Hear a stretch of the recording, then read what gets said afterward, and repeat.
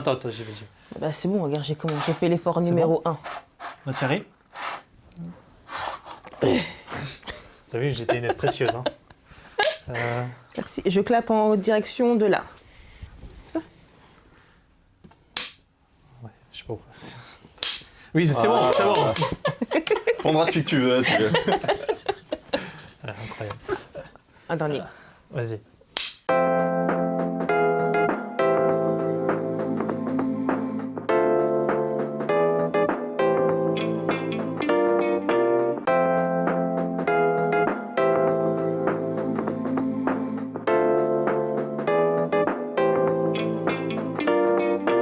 Eh bien bonjour à tous, bonjour les amis, on est heureux de vous retrouver pour cette nouvelle émission à propos. C'est vraiment une joie pour nous de parler de ce que Jésus fait dans la vie des uns et des autres, et on a aujourd'hui un invité tout spécial, mais d'abord je vais vous présenter les différents membres de l'équipe qui m'accompagnent aujourd'hui. On a donc ma chère et tendre Estelle qui est là, ça va? Ça va, Fais semblant ça va. qu'on s'est pas vu avant. Oui, c'est ça. Bon. Tout va bien, tout va bien. Tout va bien. Anna, comment tu vas?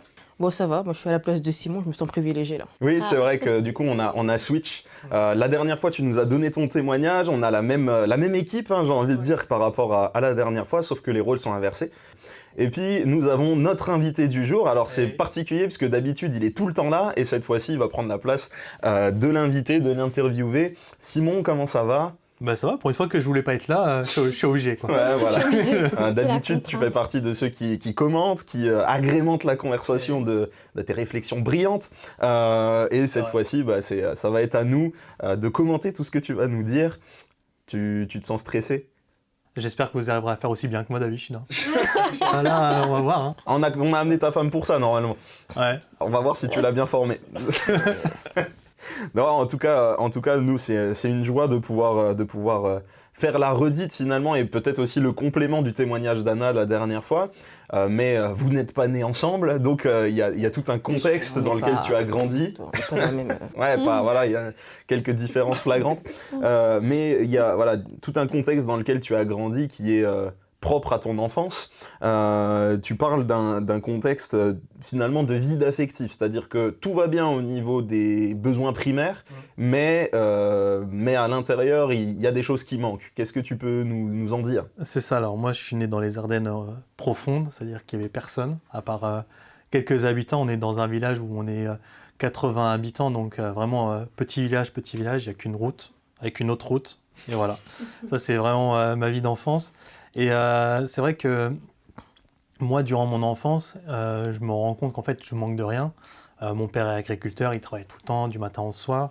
Ma mère l'accompagne, donc c'est une assez grosse exploitation.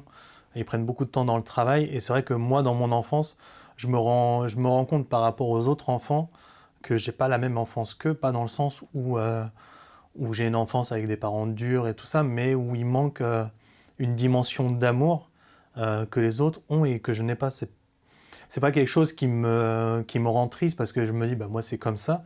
Je suis assez fataliste sur ma vie, mais je me rends compte qu'en fait moi mes parents ils me prennent jamais dans les bras, ils me disent jamais je t'aime, ils m'encouragent jamais, ils sont jamais dans l'affection, dans le sentiment. Plus, tu veux dire, dans la démonstration d'affection? Ouais, c'est ça en fait. Et ça j'ai compris bien plus tard quand j'étais adulte qu'ils avaient quand même des sentiments, qu'ils étaient humains. Mais c'est vrai que quand on est petit, notre priorité, c'est pas forcément de bien manger, de bien boire, d'avoir même des bonnes valeurs morales, mais c'est vrai, je m'en rends compte quand on est petit, en fait, on veut juste l'amour de ses parents. Et moi, c'est ce qui m'a manqué. Ils n'ont jamais été démonstratifs de ça. Ce qui fait que je me suis construit, je pense, différemment des autres enfants, où ce qui est vraiment étonnant dans notre famille, c'est qu'on est très empathique. Même mon père, qui ne me démontre jamais ses émotions, il est très empathique, il sent vraiment les choses par rapport aux gens quand ils sont de bonne humeur, de mauvaise humeur, il sent quand il y a quelque chose qui ne va pas. Pour autant, rien ne laisse transparaître sur notre visage, je pense que vous l'avez déjà vu. Moi, quand je suis content ou quand je ne suis pas content, c'est toujours la même chose, c'est « T'as passé une bonne journée ?» Bah oui, je suis super content. Et mon père, en fait, c'était ça, mais enfin, c'est toujours ça, puissance 1000. Et voilà, c'est vrai que quand on est enfant, on a besoin de comprendre les émotions des autres. Et pour les comprendre, il faut qu'on les voie. Et dans ma famille, c'est vrai qu'on ne le voyait pas beaucoup. Donc j'ai grandi dans cette atmosphère-là, où il y avait aussi beaucoup de travail. Donc il y a la valeur travail qui fait que on s'accroche beaucoup à faire des choses, du matin jusqu'au soir, justement pour pour qu'on puisse bien manger. Et c'est vrai que je m'en suis rendu compte aussi bien après, qu'on n'a jamais manqué de rien, on avait toujours à manger et tout ça, alors qu'on savait que on l'a su après que notre situation familiale était vraiment très compliquée. Finalement, une très grande pauvreté. Ouais, un côté assez rude dans l'enfance. Alors déjà le côté effectivement rural comme tu l'as dit, et puis le côté vivre en tant que fils d'agriculteur, etc. C'est pas la panacée souvent. Donc alors dans le côté des besoins en tout cas, vous aviez toujours à manger, vous avez, tu me dis si je me trompe, mais vous n'avez pas manqué spécialement ni de vêtements ni de. Non, ils ont toujours su nous nourrir, nous vêtir, et alors qu'il y avait une grande pauvreté, mais qui ne se voyait pas parce que mon père a toujours bien géré l'argent, ma mère aussi, ensemble.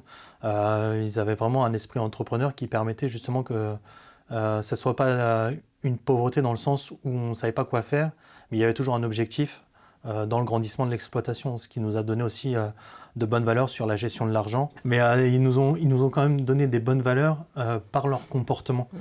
La seule chose qui manquait, c'était la dimension de l'amour. Et ça, je l'ai compris si bien plus tard, c'est parce qu'eux-mêmes ne l'avaient pas vécu comme il aurait fallu le vivre. Mon père, en fait, son père était un agriculteur aussi, et c'était encore plus de travail, plus de tout ça. Et mon père, lui, n'avait jamais eu cette dimension d'amour. Je ne pense pas qu'il ait eu des grandes conversations avec son père. Je ne pense pas qu'il ait eu des moments où ils se sont amusés ensemble pendant plusieurs heures, où ils ont parlé de leurs émotions, de leurs sentiments. C'est une époque où quand on parle d'émotion, quand on a un homme, c'est qu'on est faible. Oui, et puis le rythme de vie ne le permettait pas non plus. Voilà, quand il y avait moins de machines, c'était moins automatisé, ce qui veut dire aussi plus de travail, plus de fatigue, et donc peut-être moins de place à tout ça au sein du foyer. Le foyer, c'est avant tout un lieu où on se repose, où on ne se prend pas la tête. D'ailleurs, à propos de ça, toi, tu parles d'une atmosphère de silence aussi, dans laquelle tu peux être dans ton enfance. Qu'est-ce que tu peux dire par rapport à ça ? C'est une atmosphère qui existe encore aujourd'hui, parce que même quand on amène nos enfants chez mon père, en fait, il aime pas le bruit. En fait, il est vraiment très silencieux, et c'est quelque chose qui a déteint justement sur tous les enfants. Où je dirais pas qu'on n'avait pas le droit de s'exprimer. Bah si, en fait, on n'avait pas le droit de s'exprimer. Finalement, si. En fait, le truc, c'est que les discussions, tout ça, elles n'étaient pas forcément permises. Quand on mangeait à table, on fallait regarder la télé, il fallait pas trop parler. Quand on était en dehors des repas, il fallait pas faire trop de bruit. En fait, on a toujours ce truc où il fallait qu'on reste dans le silence, qu'il fallait qu'on reste dans le calme, où il fallait pas trop s'exprimer, pas dans le sens où on n'avait pas le droit de donner notre avis, mais c'est juste qu'il préférait le calme au bruit, quoi. Et encore aujourd'hui, et c'est vraiment quelque chose qui nous a impacté, parce que moi, je suis comme ça aujourd'hui, je veux du calme, je veux pas trop de bruit. J'ai vu que mes sœurs aussi étaient comme ça, ce qui est très compliqué quand j'ai mes enfants, parce qu'eux, ils aiment plus faire du bruit que du calme. Mais c'est justement dans ces moments-là où je ressens les trucs d'avant, où je me dis, ah oui, faut pas que ce soit bruyant et tout ça. Et j'essaie justement de ne pas reproduire le schéma de mon père dans ce domaine-là, parce que normalement, on a besoin de s'exprimer, on a besoin de sortir les choses et de ramener un certain cadre. Mais c'est vrai que ce silence a apporté parfois une certaine frustration, où on se disait on n'est pas écouté. Mais ça aussi, je l'ai compris bien plus tard, c'est pas qu'il voulait pas nous écouter, c'est que il n'arrivait pas à gérer le bruit, en fait. Dès lors qu'il y avait de la vie d'enfant ou les trucs de genre, c'est quelque chose qu'il n'arrive pas à gérer. Et donc lui, sa façon de gérer ça, en fait, c'est de retirer le problème pour justement ne pas y faire face. Et je m'en rends compte encore plus aujourd'hui, vu que je suis confronté aussi à ce truc-là, quoi. Et alors du coup, est-ce que, parce que tu parles après de l'adolescence, là on parlait de contexte dans lequel tu as grandi, etc. Et dans ton adolescence, tu parles d'un besoin de se fondre dans la masse, de pas se faire remarquer, de pas exceller, etc. Moi je pense que c'est aussi en lien avec finalement cette atmosphère à la maison de silence, parce que s'il faut pas se faire remarquer à la maison, faut pas non plus se faire remarquer en dehors. Comment est-ce que toi tu le lis aujourd'hui avec ton regard d'adulte ? En fait, mais même avant que j'arrive au lycée, au collège, même quand j'étais en primaire, j'avais vite, alors c'est un terme qu'on utilise beaucoup, conscientisé la chose, où je me rendais compte en fait que moi j'étais pas comme les autres enfants. J'arrivais à prendre beaucoup de recul sur certaines choses, et vraiment sur tout ce qui était émotionnel. Vu qu'on n'avait pas le droit de pratiquer l'émotion chez nous, j'arrivais un peu à le... C'est marrant à dire comme ça, pas le droit de pratiquer l'émotion. Oui, je suis désolé. En fait, et donc, ce qui fait que j'analysais plus les émotions des autres, comme si j'avais pas le droit de le vivre, donc j'étais spectateur un peu des émotions, des joies, des peines des autres. Pas que j'arrivais pas à le ressentir, à le vivre, mais plutôt j'avais pas le droit j'avais pas le droit d'en avoir en fait. Ce qui fait qu'en école primaire, j'étais différent des autres et je le sentais que cette différence était gênante pour les autres parce que par exemple, quand on jouait ensemble, moi je me rappelle que par exemple, quand on faisait du trap-trap, loup glacé ou des trucs de ce genre, à chaque fois qu'on devait choisir 2 équipes, il y avait toujours le dernier qui était choisi et après il y avait moi. Ça veut dire que parfois j'étais même pas choisi dans le truc parce qu'ils voulaient pas que je m'intègre par ma différence. C'était pas tout le temps, mais je sentais que j'étais différent dans le fait que je m'amusais pas comme les autres en fait.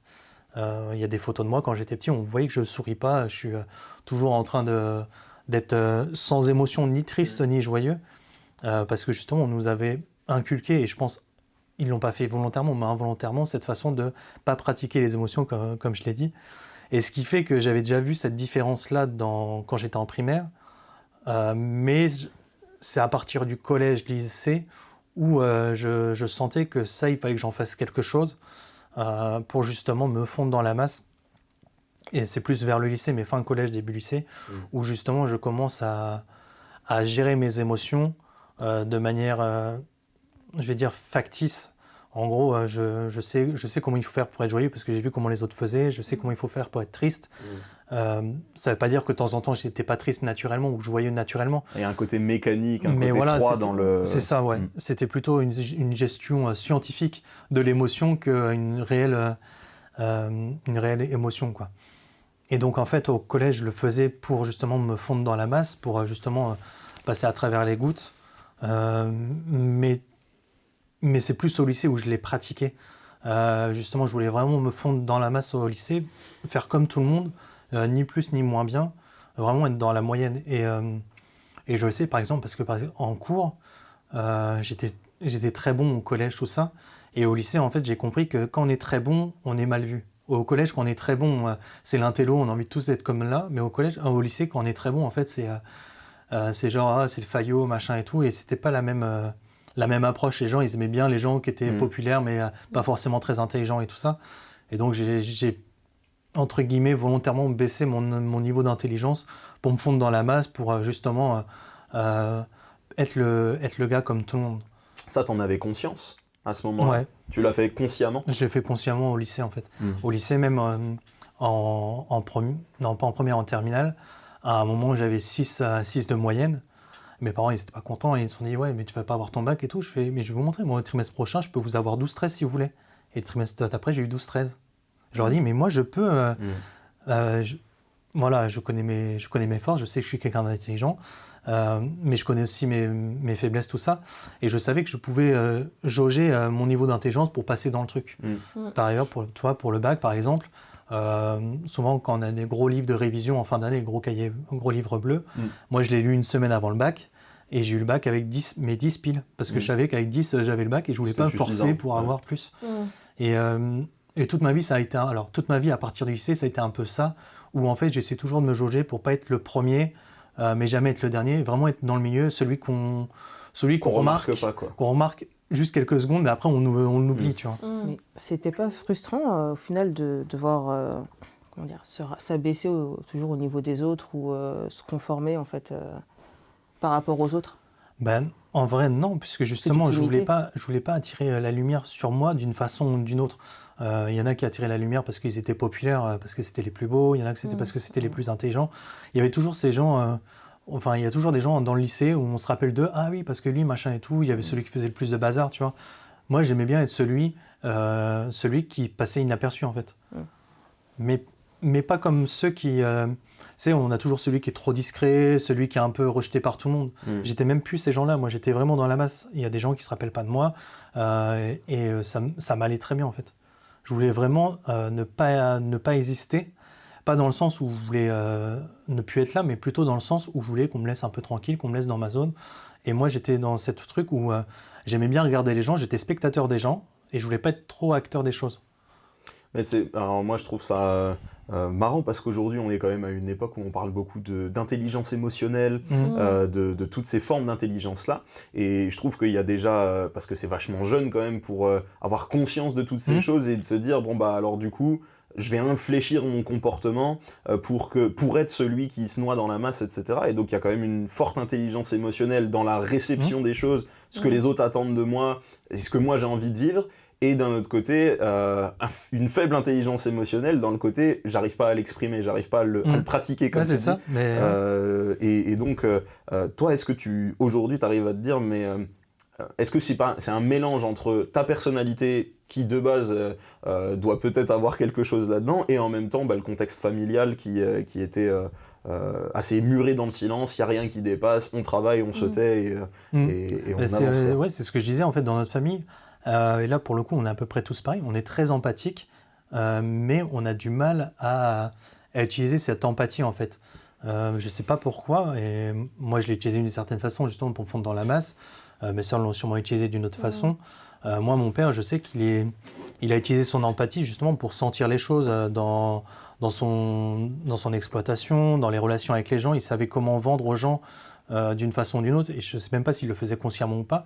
Mais il y avait une chose qui est commune dans notre famille, c'est qu'on captait vraiment les émotions des autres. On savait vraiment ce que les autres ressentaient avant même qu'eux le disent ou avant même qu'ils le prononcent. Souvent, quand ça ne va pas, quand on est triste, les gens, souvent, ils essaient de le cacher. Et la plupart des gens ne le voient pas parce qu'on arrive tous à peu près bien cacher les trucs quand ça ne va pas. Nous, dans notre famille, on le sent assez rapidement. Mais on ne voulait pas utiliser cette émotion, on ne voulait pas la laisser vivre à l'intérieur de nous, ce qui fait que oui, ça faisait quelque chose d'assez dichotomique. Je ne sais pas si le mot c'est bon. C'est pas faux. C'est pas faux. Une séparation vraiment étonnante, un décalage entre ce qu'on arrive à ressentir des autres et ce qu'on voulait dégager de nous. Et c'est vrai que ça, moi, je l'ai beaucoup utilisé justement pour me fondre dans la masse et après pour justement avoir ce que je voulais quand je le voulais. Et du coup, tu voulais dire quelque chose, Estelle ? Oui. Vas-y. Dans les relations du coup que tu as pu créer au lycée, est-ce que, parce que tu disais que tu ressentais quand même les choses, mais que tu n'arrivais pas à exprimer, donc ça veut dire qu'en fait, par exemple, quand tu voulais créer, quand tu avais des liens d'amitié, ça posait pas souci, parce que par exemple, vis-à-vis de quelqu'un, si tu crées un lien d'amitié, si l'autre n'arrive pas à percevoir de toi qu'il y a une réelle amitié, ça crée une sorte de déséquilibre. Est-ce que toi, tu le ressentais, ou est-ce que tu arrivais vraiment à vivre des choses vraies avec les gens, ou ça te bloquait ? Non, ça me bloquait pas, mais j'ai jamais eu de réels amis avec des relations profondes.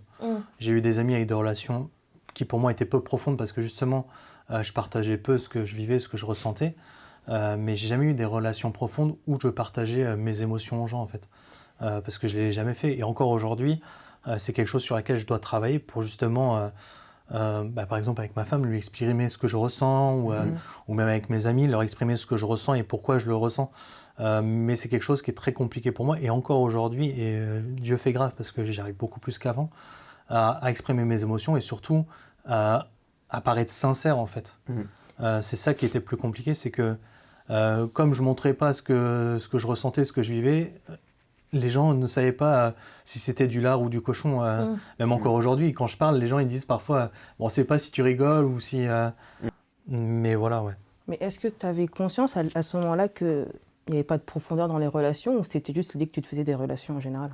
Ouais, alors, c'est ce que je disais, ouais, mais même dès mon enfance, en fait, je savais que je ne pourrais pas avoir des relations profondes avec les gens. Je le savais déjà, en fait. Et ce n'est pas quelque chose qui m'a rendu triste ou… ça t'a pas peiné. Non, ça ne m'a pas peiné. En fait, je l'avais accepté. J'avais accepté que moi, je n'aurais pas le même rapport aux émotions que les autres. Je ne pourrais pas me laisser submerger par mes émotions, tout comme je vois certaines personnes qui n'arrivent pas à gérer, par exemple, une trop grande tristesse ou une trop grande joie. Moi, je savais que je ne serais jamais comme ça, tu vois. Et le truc, c'est que il y a des moments où je le sentais que ça pouvait peut-être, comme tu l'as dit, bloquer certaines personnes dans la relation. Mais moi, ça m'a jamais arrêté. Je me suis dit, j'ai pas envie de changer. Tu recherchais pas plus. Voilà, je cherchais pas plus, en fait, dans mes relations. Ouais, et donc finalement tu rentres dans la vie étudiante, la vie d'adulte, où tu pars du foyer familial pour arriver dans, on va dire, une assez grosse ville, une ville étudiante en tout cas, une ville qui bouge plus que la campagne. Oui. Donc tu arrives sur Reims pour tes études, et tu parles d'un jeu social. Ça revient à ce qu'on était en train de dire, c'est-à-dire que tu comprends ce que les autres attendent de toi, et en même temps tu te satisfais de ce que les autres peuvent t'apporter dans la mesure de ce que tu peux ressentir, mais il y a quand même ce besoin de solitude régulièrement, et ouais, vis-à-vis des autres, toujours ce côté Je suis là, je suis dans la masse et en même temps, j'ai pas envie de me faire remarquer, quoi. Ouais, mais en fait, je poursuis le même schéma que l'école primaire, lycée.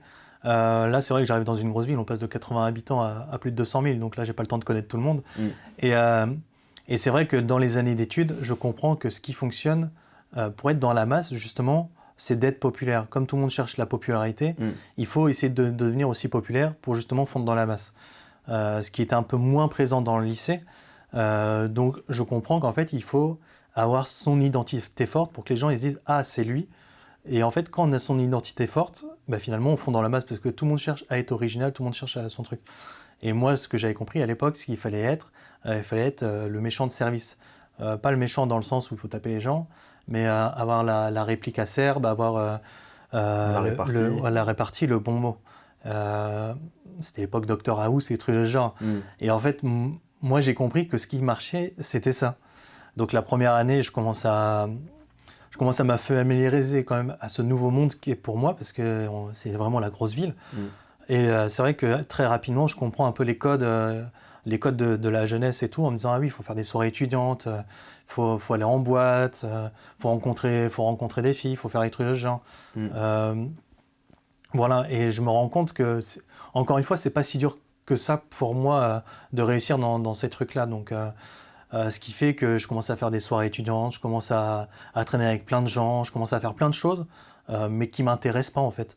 Ça m'intéresse pas. Si j'étais chez moi tranquille le soir, j'étais tout aussi content. En plus, j'aurais pu jouer à la console comme je voulais. Mais je savais que pour me fondre dans la masse, il fallait que je fasse comme tout le monde en fait. Et donc, ce qui fait que les années passent, je grandis à Reims dans cette nouvelle identité.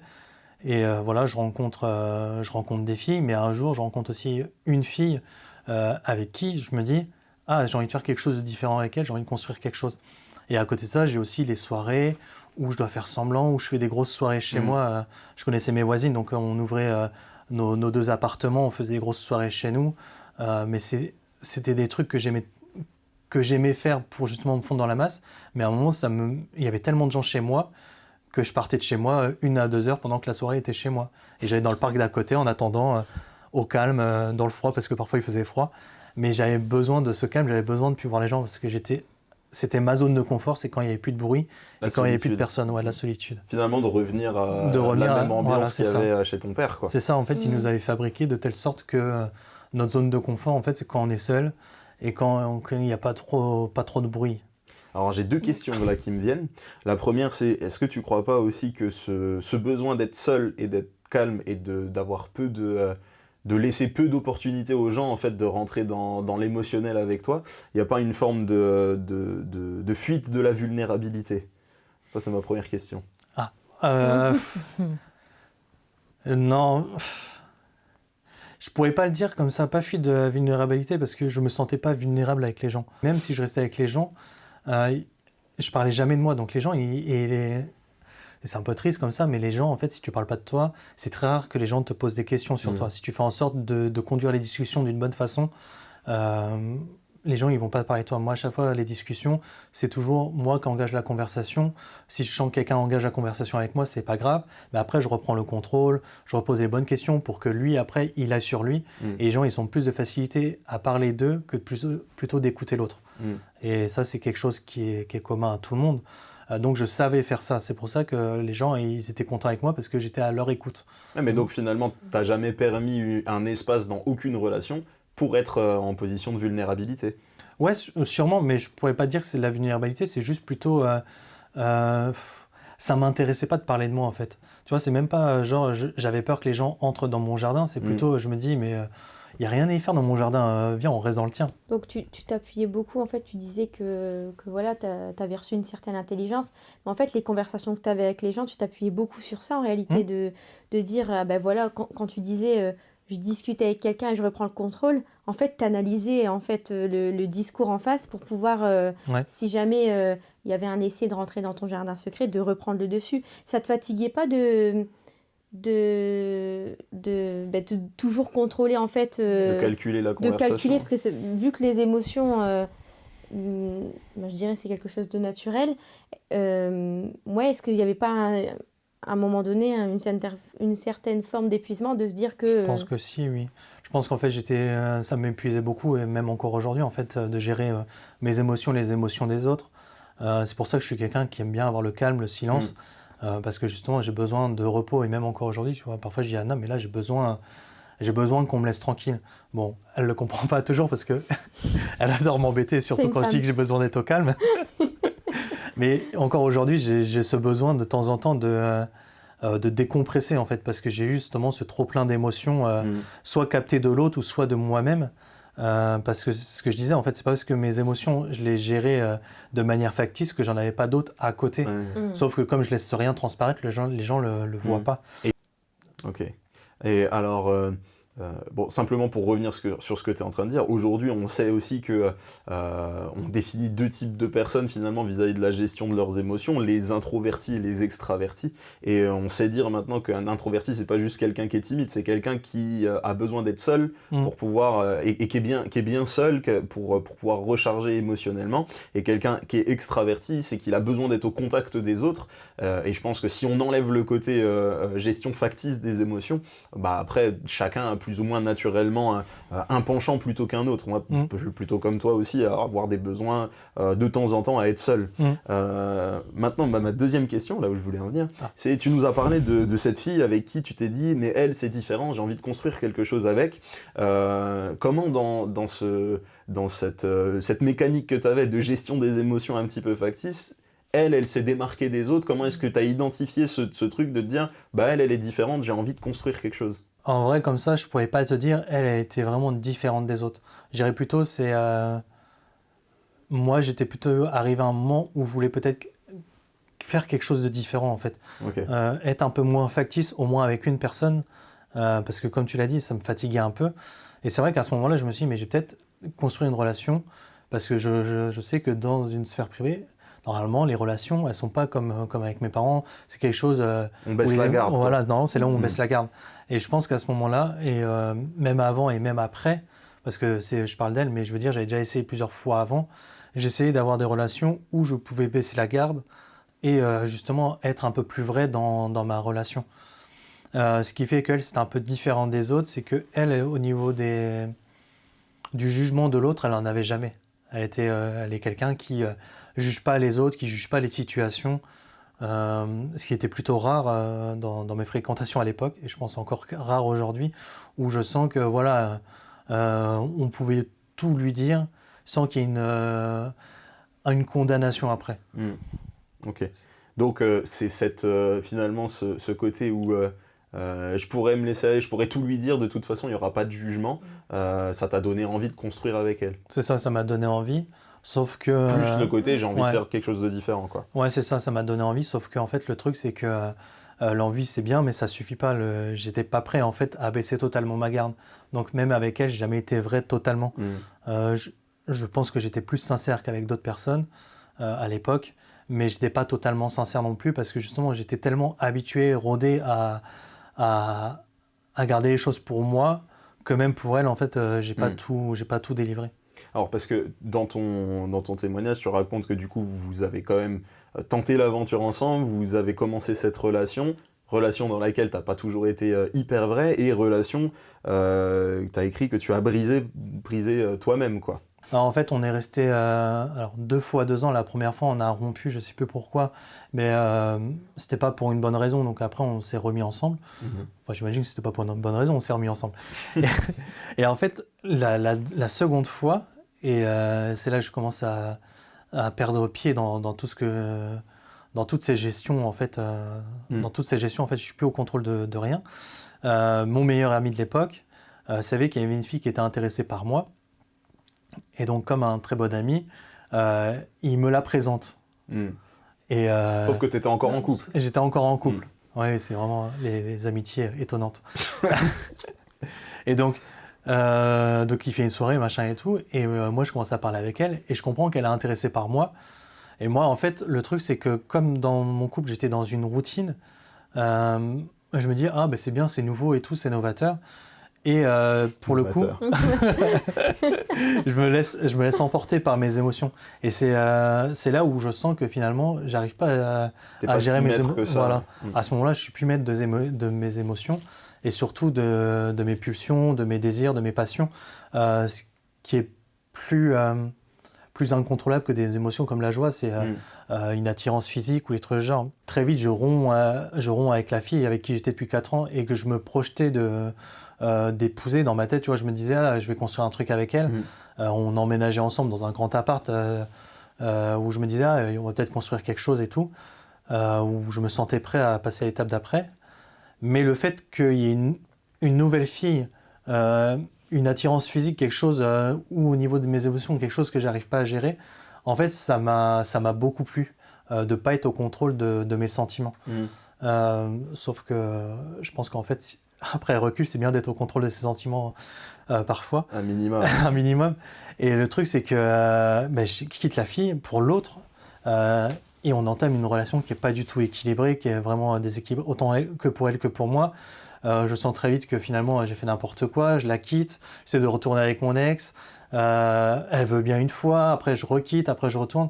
Et en fait, je fais un jeu de sentiments qui est très mauvais, quoi. Je joue avec les sentiments des deux et au final je brise et moi-même aussi. Mais là c'est vrai que je pensais plus aux autres qu'à moi et donc finalement je brise 2 personnes sans raison en fait, sans raison, juste pour répondre à une pulsion, à un désir. Et je me rends compte que finalement j'étais très bien quand j'arrivais à gérer mes émotions plutôt que quand je me laisse happer par elle. Ce qui fait que mon ex ne veut plus me voir, ce qui est complètement normal, parce que je voulais plus me voir non plus. L'autre fille, finalement, j'ai tellement malmené qu'elle ne voulait plus me voir non plus. Et donc là, je rentre dans une sorte de disette émotionnelle où je me dis vraiment, j'étais toute émotion. Je reviens à ma vie d'avant, tranquille, où il n'y avait rien, machin et tout. Où tout est bien dans la bonne case. Tout est bien dans la bonne case, donc je me remets un petit peu seul quelques moments, puis après je commence à revoir des amitiés, je commence à rebâtir des amitiés, mais d'un autre côté aussi, je recherche une stabilité sentimentale que j'avais perdue, parce que c'est quelque chose qui me plaisait en fait. Comme j'ai dit, c'était un moment où je pouvais plus m'exprimer, même si je ne m'exprimais pas, c'était un moment où je pouvais plus m'exprimer. Et à côté de ça, plus les mois passent, plus même les années passent, enfin pas en plusieurs années, mais au moins une année, je me rends compte que la situation sentimentale qui me plaisait, c'était celle avec mon ex. Parce que justement, j'avais tout construit, et je me dis, mais j'aimerais bien reprendre là où j'en étais. Comme ça, moi, je ne repère pas tout mon temps à reconstruire un truc 4 ans et tout. Je parlais comme ça dans ma tête de manière assez pragmatique, en me disant, voilà, si je repère 4 ans, je serai trop vieux après pour mes enfants et tout. J'avais déjà tout calculé. En fait, j'avais déjà calculé qu'à mes 25 ans, je voulais commencer à épouser. En fait, tout ce que je vous ai raconté, c'est arrivé quelques mois avant mes 25 ans. Donc, tout ce que j'avais projeté, l'appartement, le mariage à venir, tout ça, à 25 ans, ça devait commencer à être lancé. Finalement, tout a été capoté. Parce que moi, je voulais qu'à mes 30 ans, je sois marié, que j'ai des enfants, que j'ai une vie de famille et tout. Et donc, dans ma vie, en fait, j'avais tout cadencé. Et là, j'essaie de moins le faire. Parce que justement, je prenais toujours un parallèle avec mon père. Mon père, il m'a eu à 40 ans. Et moi, je sentais vraiment cet écart de génération. Et moi, je me dis, je ne peux pas avoir d'enfants. Enfin, je ne peux pas avoir... À 40 ans, pour moi, c'était trop vieux. Je voulais avoir des enfants à 30 ans. À un moment, je me suis dit, je vais essayer de reconquérir mon ex. Cette fois, je vais réussir et tout. Donc ça va t'amener finalement... Alors moi, j'ai écrit ça. J'ai écrit une rencontre avec Dieu via un plan de manipulation raté. Oui. Totalement raté. Parce que finalement, donc, tu t'essayes de reconquérir ton ex qui... il se trouve que ton ex va à l'église, qu'elle est chrétienne. Est-ce que déjà dans les 4 ans dans lesquels tu as bâti un petit peu avec elle, est-ce que tu avais déjà eu contact avec sa vie de foi ou pas spécialement ? Ben en fait, elle n'avait pas de vie de foi à ce moment-là. C'est notre rupture qui a fait qu'elle s'est rapprochée de Dieu. Okay. Elle est dans une autre église de Reims, l'MCE. Et donc moi, à l'époque, ce que j'ai fait, je me suis dit, je vais aller dans une église, mais je ne vais pas aller dans la sienne parce que sinon, elle va comprendre le traquenard que je suis en train de lui faire. Donc je vais aller dans une autre église pour justement bien l'embobiner celle-là. Et donc ce que je fais, c'est que je vais chercher sur Internet, machin. Je sais que c'était une église évangélique. Alors en vrai, je ne connaissais pas avant. Moi, je suis catholique, j'étais catholique non pratiquant, donc le truc culturel. De tradition, ouais. Voilà, de tradition. Et donc là, je me dis, bon, je vais voir ce que c'est une église évangélique. J'en trouve une, porte ouverte. Et c'était la seule qui était sur Internet aussi. Donc j'y vais. C'était quoi, 2016 ? Ouais, 2016. Et j'y vais. Et donc je me dis, bon, je vais faire semblant, patati, patata. Et puis je vais faire ça 2-3 mois. Et puis après, je vais lui reparler. Et puis je vais dire, je vais dans une église, machin et tout. Sauf que le truc, ça s'est vraiment pas passé comme prévu. Parce que moi, j'y allais avec mon plan bien préparé. Et donc, on a un culte qui commence à... Il y a la louange, tout ça. Il y a, à l'époque, c'était Abdel qui m'avait accueilli. Moi, je voulais être tranquille. Il fait, non, mais viens avec moi et tout. Donc, je m'assois à côté de lui. Je me suis dit, mais pourquoi ? C'est qui, lui ? Déjà, moi, je me dis, mais c'est qui, lui ? Et je trouvais ça étonnant. Et donc, après, il y a la louange. Il se met debout. Il dit, ouais, mets-toi debout. Je fais pas. Franchement, il t'a donné de dire chante comme nous. Il l'a pas fait, mais tu vois, et je commence à écouter la louange, machin et tout. Puis à un moment, il y a un temps de parole. Il y a ton père, José, qui dit voilà, tu penses que Dieu n'existe pas, machin et tout. Là, t'es venu pour faire semblant. Je sais plus quelle était la parole exacte. Et il me dit voilà, mais prie-moi, demande-moi quelque chose et là tu comprendras que j'existe. Fais ton expérience. Et donc José, il avait un costume beige. Moi, je le trouvais horrible ce costume. Il l'était. Non, mais à chaque fois que je raconte cette anecdote, je vois ton père, il est saoulé, mais bon. Là, ce sera devant tout le monde. Et je dis, Seigneur, franchement, si t'existes... je dis pas Seigneur, je dis Dieu, si t'existes, franchement... Fais en sorte qu'il remette plus ce costume, il est trop horrible. Et ça, j'ai su des années après qu'il n'avait plus jamais remis ce costume. Non, jamais. Et je crois, honnêtement, alors là, c'est moi qui vous donne un feedback, mais je crois que c'est le seul dimanche où je l'ai vu avec ce costume-là. Et en fait, non, mais c'est ça qui est fou. Et tu vois, je me dis, mais Seigneur, vraiment, il répond toujours, parce que il répond toujours avec humour avec moi, et ça, je l'ai su bien après. Je suis des mois après qu'il n'avait plus remis ce costume. Et donc ça, c'était vraiment... Même avant toi, il l'avait jamais... Ouais, mais avant c'est ça qui est fou. Il l'avait jamais mis. Et donc je me dis, mais Dieu répond vraiment à toutes les prières. Et après je dis, voilà, donc ça, je ne savais pas à ce moment-là que la prière était réalisée. Et je dis, bon, si tu existes vraiment, mets-moi un truc où je ne peux pas dire, ouais, c'est une coïncidence, machin et tout. Et là, Dieu me parle, je l'entends. Et au début, je croyais que c'était Adèle, moi. Je me suis dit, mais il est relou. Mais c'est après coup que j'ai compris. Il me dit, non, mais lève la tête et regarde autour de toi. Et là, je lève la tête et je vois tout le monde avec des flammes sur des grosses boules de feu, un peu comme les Sims, sauf que là, c'était pas les losanges, des flammes petites ou grosses et toutes liées entre elles. Et moi, je comprenais pas. Je me dis, mais c'est quoi ce délire ? Toi, je me dis, machin et tout. Et donc, et c'est après coup, je me suis dit, mais attends, c'est pas Abdel qui a parlé. Parce que le truc, c'est que c'était pendant la louange. Donc, il y avait beaucoup de bruit. Et là, il chantait. Et lui, il chantait, ouais, sûrement. Je regardais plus rien. Et là, dans ma tête, je me suis dit, mais attends, c'est pas possible.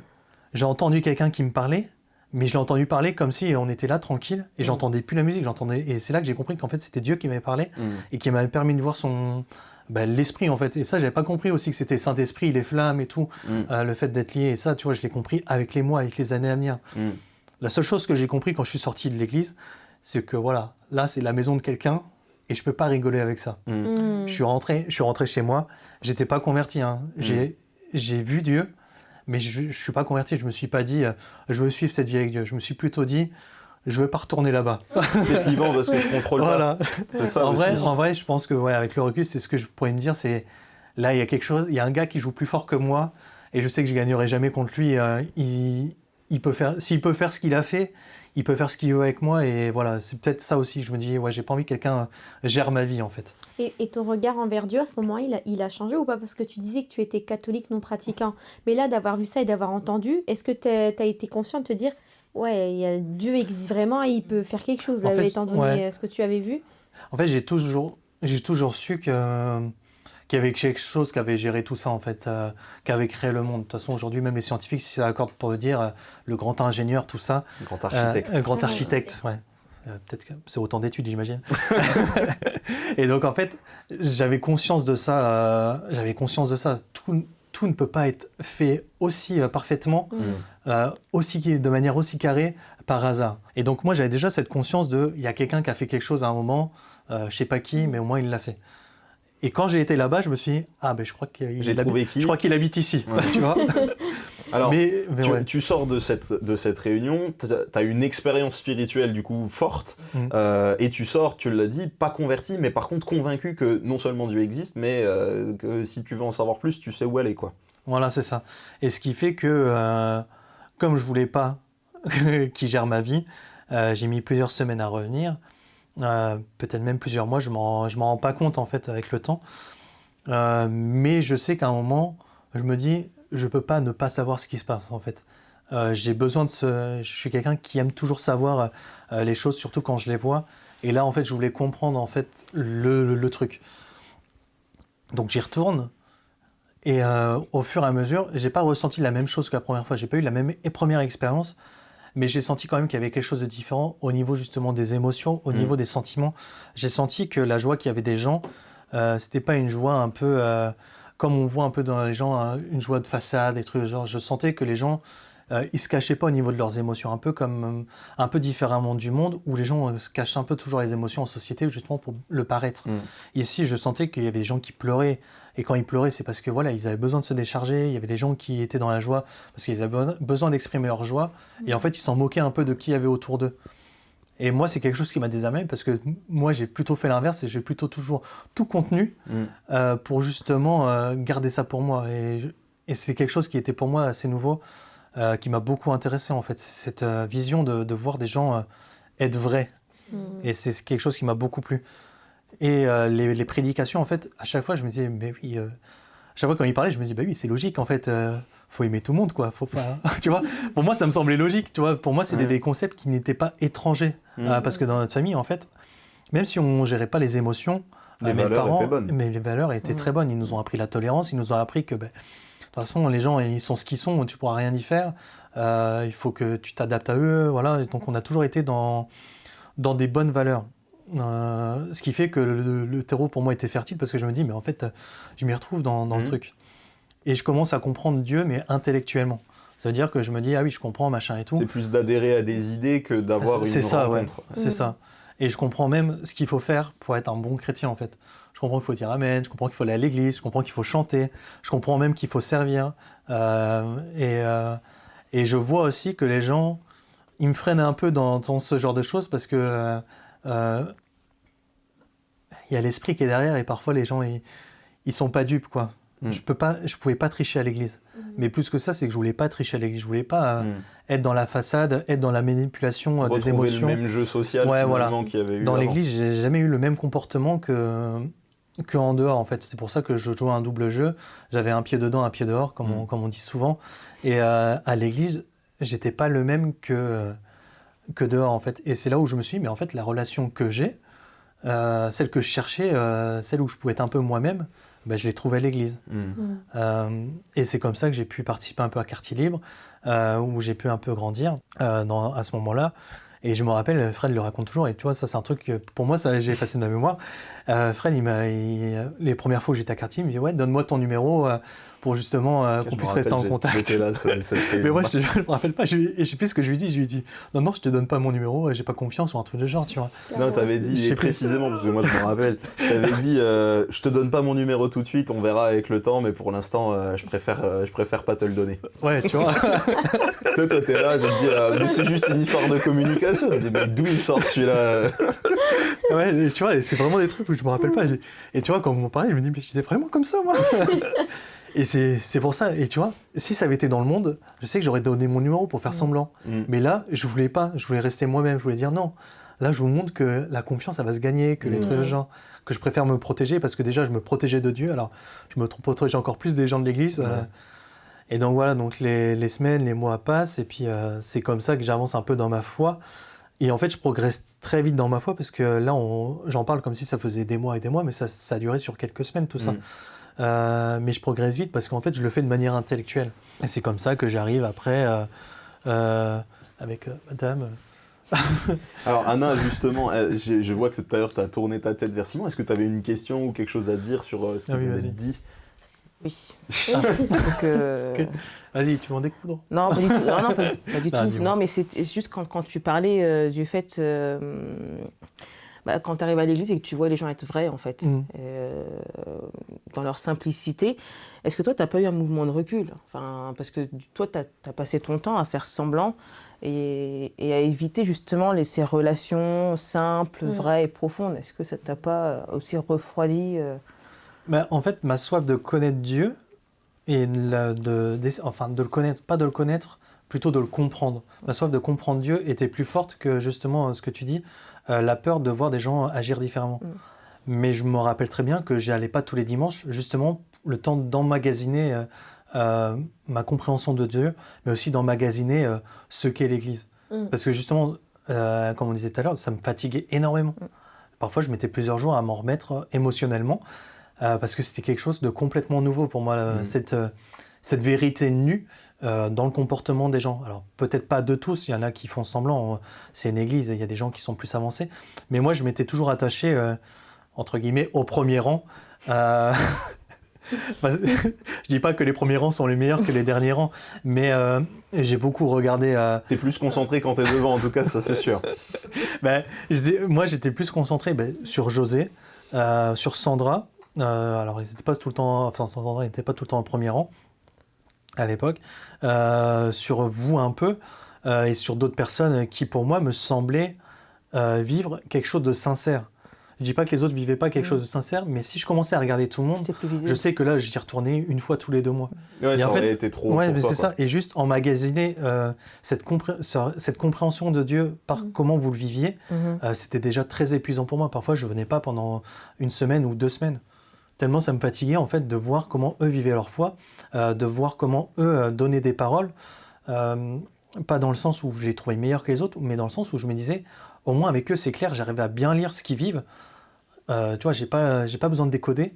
Par contre, à emmagasiner, ouais, c'était chaud pour moi, parce que en fait, je pense que j'emmagasinais pas juste leur émotion, mais aussi leur vie de l'esprit. Et c'est ça qui m'épuisait parce que je le comprenais pas. Tu vois. Puis il y a un côté de défaire tous les mécanismes Ouais. de défense que tu avais mis en place Ouais, aussi c'est ça. avant, qui peut être aussi épuisant. Excuse-moi, je Vas-y, veux vas-y. juste rebondir sur ce que tu viens de dire, parce que tu as parlé de la vie de l'esprit. Est-ce que tu avais conscience à ce moment-là qu'il y avait cette distinction en fait entre la vie de l'esprit Et l'émotionnel qui était à gérer. En vrai, la première fois où j'ai vu l'image que je vous ai donnée tout à l'heure, j'ai vu les grosses boules de feu et les petites boules de feu. Donc, et j'ai pas envie de nommer les gens, mais j'ai vu les gens avec qui il y avait des grosses boules de feu, et c'est sur ces personnes-là que je me suis attaché. Mais je comprenais pas que c'était ce que j'ai dit, je comprenais pas que c'était Saint-Esprit. J'ai compris que c'était Saint-Esprit la dernière fois quand j'ai fait une prédication, justement que j'ai expliqué ça, et dans ma tête je me suis dit, mais t'es bête ou quoi, c'était le Saint-Esprit, tu vois. Je l'ai compris quand je l'ai dit du haut de l'estrade. J'ai mis toutes ces années à le comprendre, tu vois. Mais je sais que quand j'ai vu l'image, je savais que ceux qui avaient la grosse boule de feu, il y avait quelque chose de plus différent, et je le voyais de semaine en semaine, en fait, plus je venais, je voyais qu'il y avait quand même quelque chose de différent chez eux. Ok. Et alors, tu parles de différentes étapes avant la réelle conversion, puisque là, tu as parlé du fait de comprendre le fonctionnement de Dieu, comprendre ce qu'est l'Église, finalement de te familiariser avec un nouveau monde, mais tout ça, ça sauve personne. Non. Donc finalement, tu vas quand même décider de prendre le baptême, je pense, parce que tu avais compris que pour être un bon chrétien, il faut être baptisé, ou en tout cas, il faut s'engager dans les eaux du baptême, comme on dit. Mais donc, à ce moment-là, tu décides de prendre le baptême, mais finalement, à l'intérieur, tu n'étais pas encore réellement converti. Comment est-ce que ça se concrétise, ta conversion, à ce moment-là ? En plusieurs étapes. Déjà, la première étape, c'est comme j'avais dit, j'ai un pied dedans, un pied dehors. Donc dehors, je faisais n'importe quoi, j'enchaînais les filles. Et dedans, justement, je voulais toujours avoir cette vie, une vie propre. Parce que je me dis, mais pas pour paraître vraiment une vie propre, parce que j'avais compris que... avec Dieu, c'est sérieux. Voilà, quoi. c'est ça. Et donc, par exemple, on m'a jamais vu avoir une relation avec une fille dans l'église. Et c'est pas parce que j'avais pas d'occasion. Enfin, peut-être que j'ai pas d'occasion non plus. Mais j'ai jamais cherché ça, en fait. Alors que dehors, je me dérangeais pas pour enchaîner les filles, parce qu'en fait, j'avais besoin aussi d'assouvir. Je sais pas pourquoi, en fait, parce que c'est vraiment qu'à ce moment-là que ça arrivait, où mes émotions dehors, j'arrive plus à les gérer. Et c'est à ce moment-là que je commençais à faire des insomnies, ou je commençais à faire du somnambulisme, parce que j'arrivais plus à dormir. Le jour, je dormais, la nuit, je dormais pas. Et en fait, au bout d'un moment, tout s'emmêlait, j'arrivais plus à savoir c'était quoi la réalité de ce qui n'était pas la réalité. Et un jour, je me vois rêver rajouter quelqu'un sur Facebook. Donc Anna, elle avait liké un de mes commentaires qui était super bien écrit. Il y avait plus... Mais en vrai, il était bien écrit. À l'époque, Facebook, tu écrivais n'importe quoi, tu avais 300 likes de toute façon. Donc il était bien écrit, il y avait 400. Et je sais pas pourquoi, dans mon rêve, je vois que je défile parce que je me dis, tiens, je vais regarder qui a liké. Alors, le truc que je fais jamais, j'en ai rien à faire. Là, je regarde et je sais pas, je vois Anna et je la rajoute. Donc pour moi, c'est un rêve. Sauf que le lendemain, je vois qu'elle a accepté le truc et je me dis, mais c'est pas un rêve. Et donc je me dis, on commence à parler et tout. Mais je sais pas pourquoi, avec elle, c'est différent. Je me dis, j'ai envie de la connaître, j'ai pas envie de la duper rapidement et puis machin. Et finalement, après coup, j'ai compris que j'aurais pas réussi. Tu m'as dupé quand même. Bon, d'accord, j'ai réussi. J'allais dire, j'avais pas réussi, puisque finalement, je trouvais, justement, avec elle, il y avait quelque chose de différent des autres filles. Il y avait quelque chose où je me dis, elle, je la comprends pas. J'arrive pas à l'atteindre émotionnellement. Et il y a un problème avec cette personne. Alors, référez-vous à l'épisode d'Annabella pour comprendre pourquoi, puisqu'il y a des raisons évidemment. Mais oui, mais tu vois, alors que j'avais déjà connu des filles brisées, j'avais déjà connu des filles blessées, j'avais déjà connu des trucs de ce genre, mais j'avais jamais connu de mur. Et elle, je me suis dit, waouh, mais c'est la première fois, j'arrive pas. Et c'est franchement, et c'est ce qui m'a plu chez elle. Je me suis dit, waouh, mais avec elle, je me dis, il va falloir que je lui parle, il va falloir que j'échange mes émotions avec elle parce que je sais qu'elle s'ouvrira jamais à moi comme les autres personnes en fait. Ce qui a fait que notre relation a débuté par les réseaux sociaux et un jour on s'est rencontrés, je la fais courte parce qu'on a déjà eu le truc. Et après on envisage d'être ensemble, on se met ensemble, mais en fait c'est très conflictuel, ça va jamais et tout. Elle vient à l'église, tu m'arrêteras si je me trompe, mais je pense pas me tromper. Elle vient à l'église déjà plus pour notre relation que pour elle-même, pour elle avec Dieu, quoi qu'il arrive dans notre relation. Et ça pète tellement fort que au moment où je prends le baptême, la semaine d'avant, il y avait une veillée, une semaine de prière. Je sais plus si c'était la semaine d'avant ou la même semaine. Mais quoi qu'il arrive, c'était à cette semaine-là, j'ai dit non, mais nous deux, faut que ça s'arrête parce qu'en fait, on se fait du mal, quoi. Je l'ai pas dit comme ça, j'ai sûrement utilisé des noms d'oiseaux, colibri, corbeau, tout ce que vous voulez. Mais, voilà, mais elle connaît aussi beaucoup d'oiseaux, donc. Donc voilà, donc moi je décide de rompre avec elle et je veux plus la voir. Donc je me dis voilà, rentre chez toi, rentre à Paris, machin et tout. Donc je suis content, elle et moi c'est fini. Je me dis on va commencer la semaine de jeûne et prière, vraiment. Là, au moins, je vais avoir le feu. Je suis disponible pour Dieu et j'ai envie de changer ma relation avec Dieu, de passer à autre chose, en fait. J'avais déjà cette envie de ne plus me dire, je veux comprendre Dieu, mais je veux vivre Dieu. Et j'avais déjà cette idée-là, mais je ne l'avais pas exprimée comme ça. C'est lors de la semaine des jeûnes et prières que je l'ai compris. Donc, je commence à arriver le premier jour. Et qu'est-ce que je vois Elle. Elle était revenue parce qu'en fait, justement, elle voulait justement aussi vivre cette semaine de jeûne et prière. Et avoir des réponses à ces questions à ce moment-là. Même chose, allez voir l'épisode d'Annabella, vous en saurez plus. Et donc, c'est très houleux entre elle et moi au début. Et à côté de ça, moi, je reparle à mon ex. Je reparle à mon ex en disant, je vais me faire baptiser tel jour, machin et tout. Elle fait, c'est marrant, moi aussi, c'était ce jour-là. Et donc, en fait, dans ma tête, je me dis, mais attends, Seigneur, ça se trouve, ce qui est en train de se passer, c'est que, justement, tu es en train de remettre les choses au carré pour que ma relation soit restaurée, tout ça. Et en fait, non, c'est plutôt moi-même qui me disais comme ça, le plan que j'avais mis il y a quelques années en route, il s'opère tout seul. Il repart, voilà. Et voilà, la semaine de jeûne et prière continue. Et je crois que c'est le mercredi ou jeudi, je ne sais plus, à chaque fois je me trompe. Là, à un moment, je dis à Dieu, mais Seigneur, vraiment, donne-moi une femme, parce que tu vois ce que j'ai envie. Moi, j'ai envie de bâtir un truc sérieux et tout. Vraiment, donne-moi une femme. Et je lui ai pas dit, donne-moi mon ex, machin. Je sais pas pourquoi, je lui ai dit, donne-moi une femme.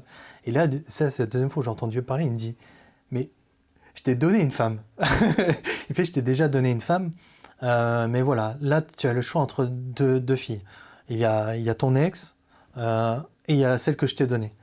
Je te bénis quoi qu'il arrive. Et moi, je me dis, waouh, mais... merci. C'est fort. Hein, Je lui dis, mais merci, mais qu'est-ce que ça veut dire? Tu vois, dans ma tête, je me dis, mais... Si je suis béni, en fait, je peux choisir ce que je veux, la fille que je veux. Et donc là, je réfléchis et tu vois, et Dieu me répond plus. Donc je me dis, mais c'est bizarre, j'avais son numéro. Il a changé de ligne ou... Et donc très rapidement, je me dis, mais en fait, Dieu, il va me laisser le choix. Mais c'est à moi de choisir, est-ce que je veux lui obéir ou est-ce que je veux laisser ma vie telle que moi je la désire. Il a dit qu'il allait me bénir, mais en fait, et c'est là où je dis, non, j'ai envie de t'obéir, tout ça. Donc je lui obéis. Et donc, je choisis Anna, mais je suis honnête, je sais que mes sentiments n'était pas au propre avec Anna. J'avais des sentiments pour Ménez, des sentiments pour Anna. Et en fait, ça peut pas aller parce que mon cœur pouvait pas se partager en deux, ce qui fait que rien n'allait marcher. Donc donc toujours pendant la semaine des jeûnes et prières, je dis Seigneur, voilà, je veux t'obéir, mais je peux pas le faire par moi-même. Vraiment balayer les sentiments pour que justement ça aille dans le bon sens. Et là, bam, tout tombe. Et là, je me dis mais waouh, et j'ai eu un amour pour cette personne que j'aime énormément. J'ai un amour pour elle que j'arrive pas à expliquer. Et qu'au début, j'arrivais tellement pas à expliquer que je le voulais pas totalement. En fait, je me dis, mais en fait, il peut même gérer mes émotions à l'intérieur de moi. C'est juste qu'il fallait que j'arrive à le gérer. Que c'est Dieu qui t'a donné. C'est ça qui m'a. Ouais. Et que tu peux pas jouer avec. Voilà. Et donc, alors, il y a cette étape-là, donc avec Anna, la rencontre, la remise ensemble, la révélation aussi, et l'obéissance à Dieu là-dessus. Et c'est marrant d'avoir à cœur d'obéir à Dieu là-dessus. Si tu es pas encore complètement converti, je sais pas si tu comprends ce que je veux dire. Parce que tout se passe un petit peu en même temps, en fait. Bah c'est ça. Et le lendemain, en fait, c'est là où j'ai eu ma vraie rencontre avec Dieu. C'est vrai que je pourrais pas l'expliquer comment, où j'ai fait le choix d'obéir à Dieu avant de le rencontrer vraiment personnellement. Je pourrais pas l'expliquer parce que c'est vrai que j'ai obéi à quelqu'un que j'ai pas vu. Mais finalement, heureux ceux qui ont cru sans me voir. Donc, mais c'est vrai que j'ai eu cette envie de lui obéir à ce moment-là, en me disant mais non, mais oui, c'est ça que je veux faire. Je veux vraiment être radical toujours dans mes positions avec Dieu.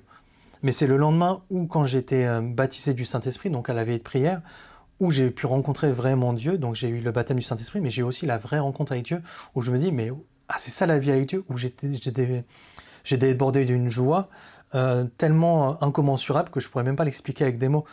Où je me dis mais waouh, mais en fait c'est ce que vivent les gens que je regardais depuis des mois en fait. Ouais. Je me dis mais c'est incroyable en fait comment j'ai cru à Dieu sans avoir eu ça. Et maintenant que j'ai ça, je peux même plus me dire je ne crois plus en Dieu en fait. Imaginer revenir en arrière, c'était impossible. C'était impossible. Déjà avant, intellectuellement, je pouvais plus faire ce chemin, mais là c'était au niveau du cœur. Et c'est là où j'ai compris que j'allais prendre le baptême, mais j'étais pas converti. En fait, c'est à ce moment-là que j'ai compris que j'étais pas converti. Pour moi, j'étais converti parce que j'avais compris Dieu intellectuellement avec mes mots. Et que t'as adhéré à l'idée. Voilà. Et en fait, je me suis dit c'est ça la conversion. Et c'est ce soir-là que j'ai compris, mais en fait, encore une fois, j'étais trop bête, je me dis, mais en fait, non, c'est ça la conversion, c'est vraiment, il faut que ça soit quelque chose, une rencontre, quelque chose d'indéracinable, où même si quelqu'un peut te prouver que Dieu n'existe pas de manière scientifique, je me dis, mais tu fais ce que tu veux, perds ton temps à faire ça, mais moi, je l'ai vécu, tu vois. Et c'est à ce moment-là que j'ai été converti, ouais. Et donc, je me suis baptisé la semaine d'après. Quoi. Et alors, c'est dans la veille du baptême, c'est ça ? Où tu reçois du coup le Saint-Esprit Je ne sais plus si c'est la veille du baptême ou la semaine d'avant. Parce que je sais plus si c'était... Ouais. Donc oui, mais c'était vraiment très, très peu avant le baptême. Donc tu reçois le Saint-Esprit, tu te convertis, tu reçois le Saint-Esprit, et puis après tu prends le baptême, donc tu t'engages, et tu t'engages dans une vie de service. Alors on parlait dans un épisode précédent d'une vie de service bien remplie, je pense que ça vous caractérise aussi, même si c'est sur moins d'années de vie chrétienne. Mais alors premièrement, tu deviens papa, donc une fois, puis 2 fois, et bientôt 3 fois, le triplé, championnat, Ligue des Champions, Coupe de France. Ensuite, et t'enchaînes, alors on parlait du service à quartier libre, voilà, vous vous engagez aussi dans ce qu'il y a à faire à l'église, et puis assez rapidement, on te propose aussi de prendre la responsabilité du pôle de la technique. Il y a des projets d'évangélisation numérique qui viennent, et puis on parlera un petit peu après de la mission en Guyane, mais déjà, en ce qui concerne l'église locale, comment est-ce que tu le prends quand on te propose la responsabilité du pôle technique ? Parce qu'en soi, on pourrait se dire ça n'a rien de spirituel, c'est juste des branchements, des boutons, etc. Est-ce que peut-être tu peux expliquer aussi en quoi ça consiste et quel est l'impact spirituel de ça ? Ouais, donc nous on se marie en 2018, donc 2016-2018, tout va très vite dans notre vie personnelle. Oui, très vite Abraham arrive. Oui, Abraham arrive en 2019, puisqu'on s'est marié en juillet, et donc il est arrivé 8 mois et demi parce que il a voulu sortir plus tôt que tout le monde. Et donc, c'est vrai que donc il naît, et j'avais déjà pris la responsabilité peut-être 1 mois ou 2 mois avant. Et c'est vrai que Dylan, il m'apportait beaucoup dans la notion du service, justement, où je voyais que il est un peu comme moi, quoi. Il pense tout le temps à comment améliorer les choses pour qu'on puisse vivre une vie d'église mieux. Et il a vu chez moi aussi cette envie aussi de toujours mieux faire les choses, pas pour faire de la qualité pour nous, mais toujours pour rendre un sacrifice plus grand pour Dieu. Puis dans un but de témoignage aussi. C'est exactement ça. Et donc ce qui fait qu'en 2019, quand il allait partir, naturellement, José il s'est tourné vers moi pour que je puisse prendre la responsabilité du pôle, mais il m'avait mis en binôme avec Dan.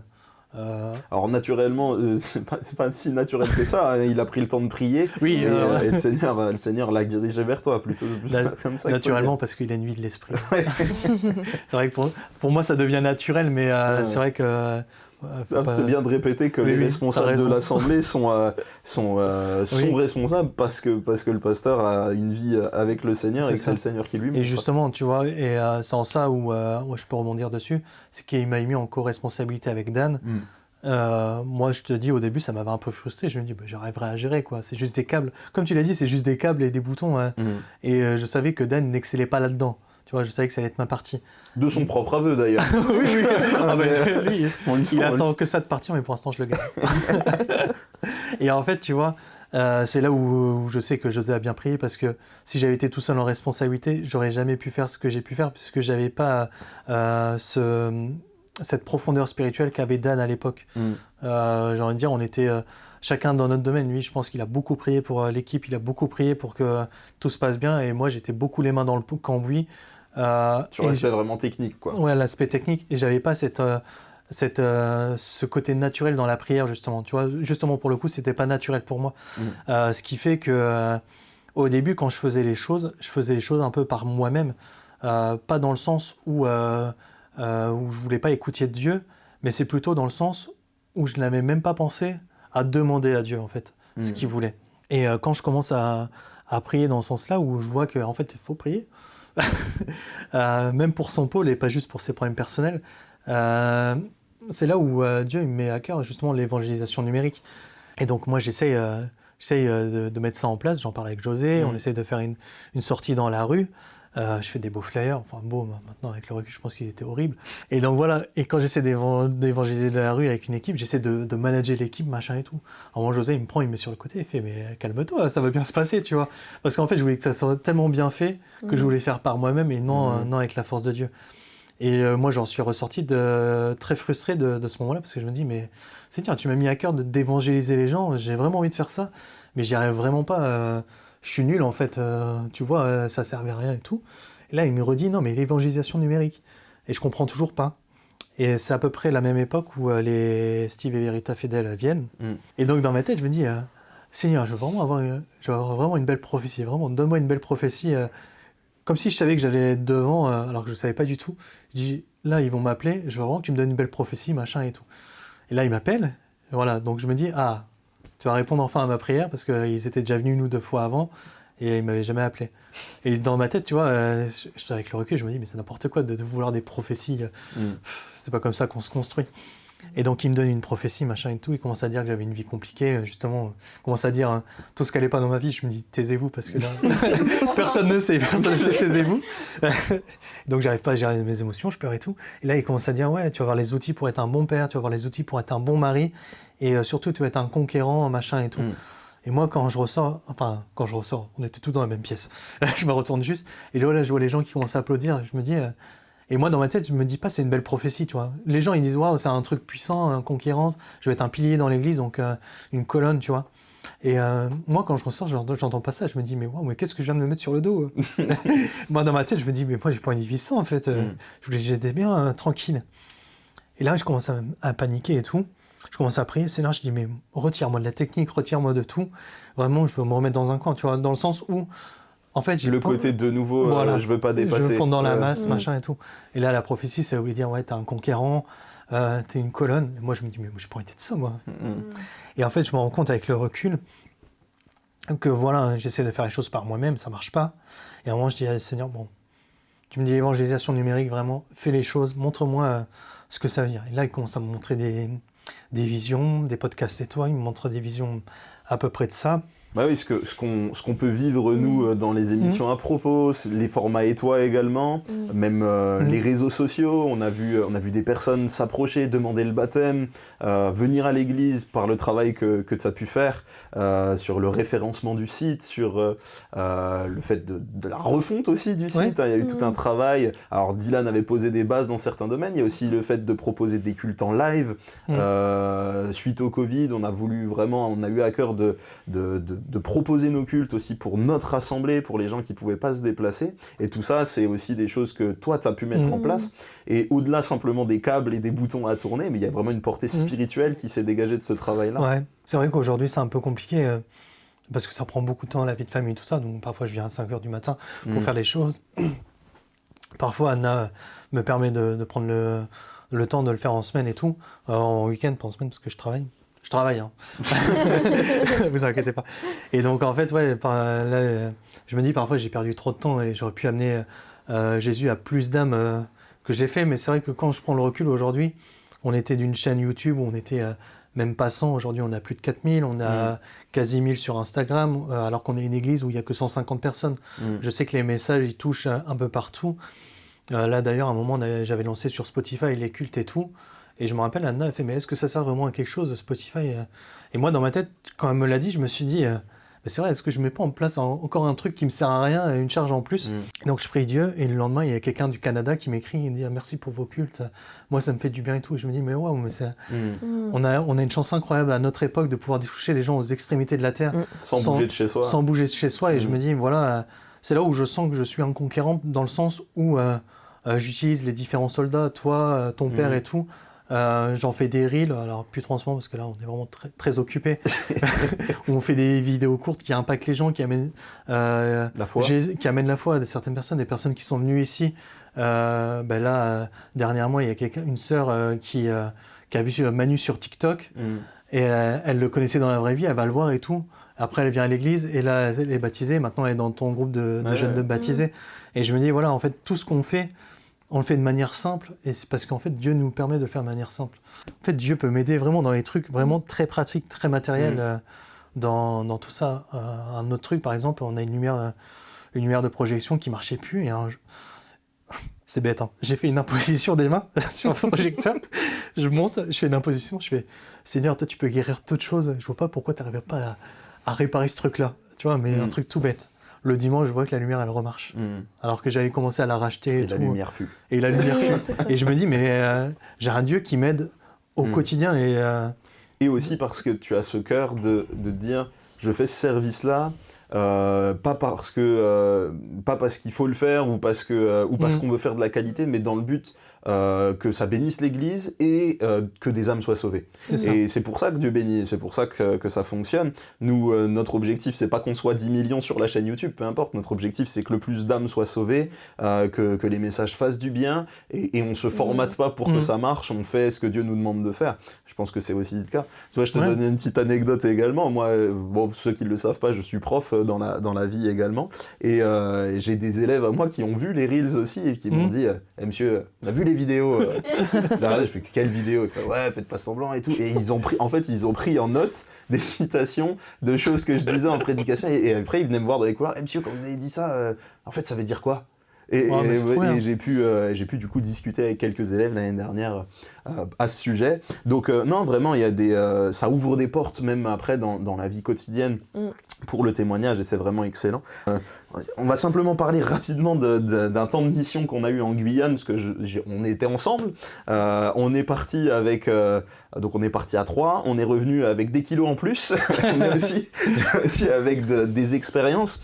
Qu'est-ce que tu peux nous en dire, toi, de ce temps-là? Alors, peut-être pas, si tu as envie de raconter une expérience que tu as vécue là-bas, mais surtout ce que tu en as tiré pour ta vie personnelle. La dimension spirituelle qui n'est pas la même que chez nous.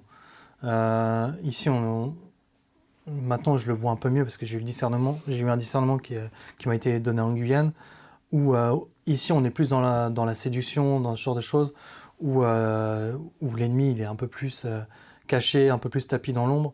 Là-bas, quand j'étais en Guyane, tout était à nu en fait. C'est pour ça que quand on parlait de Dieu, les gens ils disaient oui, moi il n'y avait aucun souci. Et ouais, je crois, il n'y a aucun souci à parler de Dieu. Pour eux, c'est tellement limpide le monde spirituel qu'on peut parler franchement de Dieu, comme on peut voir aussi les choses mauvaises se passer vraiment très, très physiquement en fait. Et moi, il y a 2 choses qui m'ont marqué. Il y a la première chose où quand j'ai dû dormir, en fait, j'ai dormi dans un village amérindien. Au milieu des crocodiles. Ouais, au milieu des crocodiles. Mais tu vois, là, rien d'y penser, j'ai encore la sensation. En fait, quand il y a le panneau du village, je rentre dans le village. Une fois que je suis rentré, j'ai eu un mal de ventre, mais comme j'ai jamais eu. En fait, je croyais que j'étais malade. Et en fait, une fois que je suis rentré dans la maison des gens qui m'ont hébergé, j'ai plus eu mal au ventre. Et le lendemain, et t'es chrétien, il faut le dire. Ouais, c'est des oui, chrétiens de l'Assemblée voilà. qui te Et quand disaient. quand je repartais le lendemain, j'avais mal au ventre, machin et tout. Et au bout d'un moment, je me dis, ah, c'est bizarre et tout. Et elle commence à me dire, oui, il y a une sorcière là-bas et tout. Je fais, ah, d'accord. Elle fait, ouais, non, mais c'est. Elle fait, au début, on a un peu mal. Enfin, au début, on se sent un peu mal dans le village. On sent qu'il y a des choses. Elle fait, mais tu t'habitueras. Je fais, ah, c'est bizarre, j'arrive pas à m'habituer. Mais c'est là que j'ai compris, je me suis dit, ouais, mais le monde spirituel est tellement visible qu'on le ressent physiquement, en fait. Ouais, c'est palpable. Ouais. Et tu vois, je pourrais me dire, ah, ben, c'est inconscient, je voulais avoir mal au ventre, mais le truc, c'est que j'étais même pas au courant où j'allais à la base. C'est là où je me suis dit, ah non, mais vraiment, il y a quelque chose d'étonnant. Et la deuxième chose, c'est, je voulais faire des expériences avec Dieu, voir des choses que j'avais jamais vécues, justement là-bas. Donc, il y a eu des délivrances que j'ai vues physiquement, mais j'ai pu prier aussi pour quelqu'un qui était, on va dire, quasi aveugle. Elle avait des bouteilles à la place de lunettes. Je suis témoin, hein, les verres étaient épais comme ça, voilà. hein, vraiment. Et voilà, et en fait, moi, je prie pour elle. Et là, je vois Dieu agir. En fait, après, je me remets au fond de la salle, parce qu'on m'a appelé pour prier pour les gens. Après, je me remets au fond de la salle. Et là, je vois qu'elle commence à retirer ses lunettes. Et elle commence à regarder les trucs, à les remettre. Je fais, qu'est-ce qu'elle a, elle? Au début, je me comprends pas et tout. Et donc, après, elle va voir le pasteur là-bas. Et elle dit, ah, mais j'ai été guérie, je vois et tout. Et moi, dans ma tête, mais vraiment stupide, hein, mais comme quoi on peut avancer dans la vie. Et dans ma tête, je dis, Seigneur, dis que c'est moi qui ai prié et tout. Mais je sais même pas pourquoi j'ai pensé ça, tu vois, tout de suite l'aspect charnel qui voulait revenir. Et là, le pasteur, il dit, on s'en moque de savoir qui a prié pour toi, mais au même moment, il dit, on s'en moque de savoir qui a prié pour toi, c'est Dieu qui a agi et tout. Et là, moi, j'étais au fond de la salle, je me dis, mais il n'y a pas encore une place plus loin pour, justement, j'ai l'impression qu'il me voit. Et donc, ouais, justement, et c'est ça qui m'a permis de toujours rester dans l'humilité. Justement, cette grosse expérience qui m'a permis de dire, c'est pas moi qui ai fait, c'est vraiment Dieu qui a fait. Et alors, pour le coup, moi, j'y suis retourné en Guyane l'année d'après, et cette jeune fille-là qui a été guérie, elle était complètement guérie de nouveau. Elle portait plus de lunettes, elle en a plus, jusqu'à preuve du contraire, à ma connaissance, elle ne porte toujours pas de lunettes. Donc, elle est vraiment, elle a vraiment été guérie complètement, et Dieu est glorifié. Hein. On va terminer donc le temps avec, il nous reste un dernier point dans ton témoignage à aborder, qui est un temps de dépression assez forte que tu as vécu. Il faut dire qu'une vie de disciple comme ça, qui est chargée, qui est remplie au niveau du service, au niveau des enfants qui arrivent, du mariage, tout s'est fait assez rapidement. Et comme tu as dit, il y a beaucoup à gérer, beaucoup à ingérer, à digérer. Et il va se passer plusieurs choses. C'est ce sentiment de lassitude, de service par habitude. Et dans le même temps, ta maman qui est malade et qui finalement va partir. Et donc tu vas devoir gérer son décès. Et finalement, on retrouve en fait un trop-plein d'émotions à gérer dans ce temps-là. Est-ce que tu peux nous en parler un petit peu ? En gros, je ressens quelque chose qui est différent. Alors, c'est avant que tout arrive, je ressens qu'il y a quelque chose qui est différent dans ma vie. Quelque chose où, une lassitude, un manque en fait, comme si quelque chose se vidait en moi.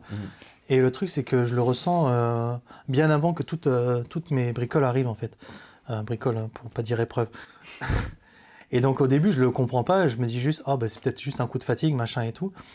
Et donc, ça commence à arriver vers le mois de juillet, août 2023, je crois. 2023. Et donc, après, on apprend au mois d'août 2023 que ma mère a... 2022 2022, alors. Que ma mère a un cancer. Un cancer très avancé. Ce qui fait que... Elle tombe très vite dans une maladie grave. Elle apprend la maladie au mois d'août et elle décède au mois de septembre. Ce qui est très dur pour nous parce qu'en fait, c'est arrivé subitement. Et moi, en fait, je me rappelle très bien de ce moment-là parce que la veille, on a pu la voir avec mon père et ma sœur à l'hôpital. Et on a vu, en fait, il l'avait mise dans le coma parce qu'elle n'arrivait plus à supporter la douleur. Et donc, on a le temps de lui dire au revoir. Mais moi, je ne savais pas qu'à ce moment-là, on lui disait au revoir. Ma sœur non plus ne savait pas. Mon père, lui, il l'avait un peu senti à ce moment-là. Et quand je rentre, en fait, je me dis, voilà, Seigneur, enfin, j'ai prié pour elle à ce moment-là, elle était dans le coma. Je me rappelle lui avoir dit au Seigneur, c'est bref si tu la guéris pas, mais je veux au moins qu'elle te rencontre à ce moment-là. Et d'une façon ou d'une autre, fais comme tu veux, mais qu'elle te rencontre. Et donc, je rentre chez moi et tout. Et là, je commence à reprier pour elle. Le Seigneur, il me dit, mais c'est plus le moment de prier pour elle, là, c'est fini. Donc là, je suis dévasté. Je commence à avoir 2 louanges à cœur. J'essaie d'aller assez vite. Je commence à avoir 2 louanges à cœur. Dieu me met à cœur consécration, parce que il sait mon cœur que j'ai pour le servir et tout. Donc, il me met cette louange à cœur. Et après, il me met Mon secours est en toi, qui est une chanson qui, pour moi, est une louange dans le deuil, justement, pour se rappeler que Dieu est là, même dans le deuil. Donc, j'ai vraiment ces moments-là. Je suis tout seul à la maison, je ne sais pas où vous étiez. Je suis tout seul à la maison, j'ai ces 2 louanges, machin et tout. Et je comprends qu'à ce moment-là, ma mère, elle va mourir. Voilà, il faut penser à l'après. Donc, je prie, je dis à Dieu, vraiment, fais en sorte que j'ai assez de force pour qu'au moins, le temps de la cérémonie, tout se passe bien. Et surtout, fais que ma famille ne t'en veuille pas et qu'elle comprenne. Donc voilà, le jeudi soir, j'ai mon père au téléphone, il m'explique qu'on ne la reverra plus, parce qu'il l'a senti. Et dans la nuit, ma mère décède. Le lendemain matin, ma sœur m'appelle, elle dit, voilà, maman est décédée, machin et tout. Je lui dis, voilà, j'ai des choses à faire. Dans la matinée, on part en voiture, on retourne dans les Ardennes, on va voir mon père, on va lui annoncer de vive voix. Le matin, en fait, et en fait, je parle de manière machinale, en fait, pas comme si j'avais pas d'émotion, mais plutôt comme si Dieu bloquait tout ça, en fait. Te donner le temps de gérer tout ce qu'il y a à gérer. Ouais, c'est ça. Et je le ressens parce que je sens la tristesse, mais je sens qu'elle me submerge pas. Le matin, je vais à l'église, je défais l'estrade avec José, parce qu'en fait, on n'était que 2 à le faire. Et d'habitude, on est toujours plein de monde à défaire. Là, on n'était que 2. Donc, je lui dis, voilà, ma mère est décédée, donc là, je vais voir mon père. Mais t'inquiète, je serai là pour les baptêmes le lendemain, parce que le lendemain, c'était les baptêmes. Et j'étais à la technique, justement. Donc, dans la journée, on va voir mon père, on lui annonce la nouvelle. Mon père, il est comme à son habitude, il gère ses émotions à sa manière. Donc on est très pragmatique, on pense déjà à la cérémonie, tout ça. Moi, je rentre, le lendemain, on fait les baptêmes. Les gens ne savent pas que ma mère venait de décéder. Ils ne le savent pas, ils ne le voient pas, en fait. Parce que ça ne se voyait pas. J'étais dans la joie de voir des gens baptisés. Et à côté de ça, j'étais dans la tristesse de savoir que ma mère était décédée. La semaine continue de se passer, donc le dimanche après, je préviens quelques personnes après le culte, parce que je voulais que chacun vive son week-end tranquillement. Et le mercredi, on fait la cérémonie. Donc dans les Ardennes, on est plus de 100 personnes. Anna et moi, on a eu la force de faire la louange. Donc Anna chantait, moi je faisais le piano. José a fait la cérémonie donc dans une église catholique. L'église catholique l'a permis. Et donc voilà, on fait toute la cérémonie. Et là, on voit que les gens, ils sont touchés par le message. Il y a même des gens qui disent ouais, c'est quand vous revenez pour refaire un truc, machin et tout.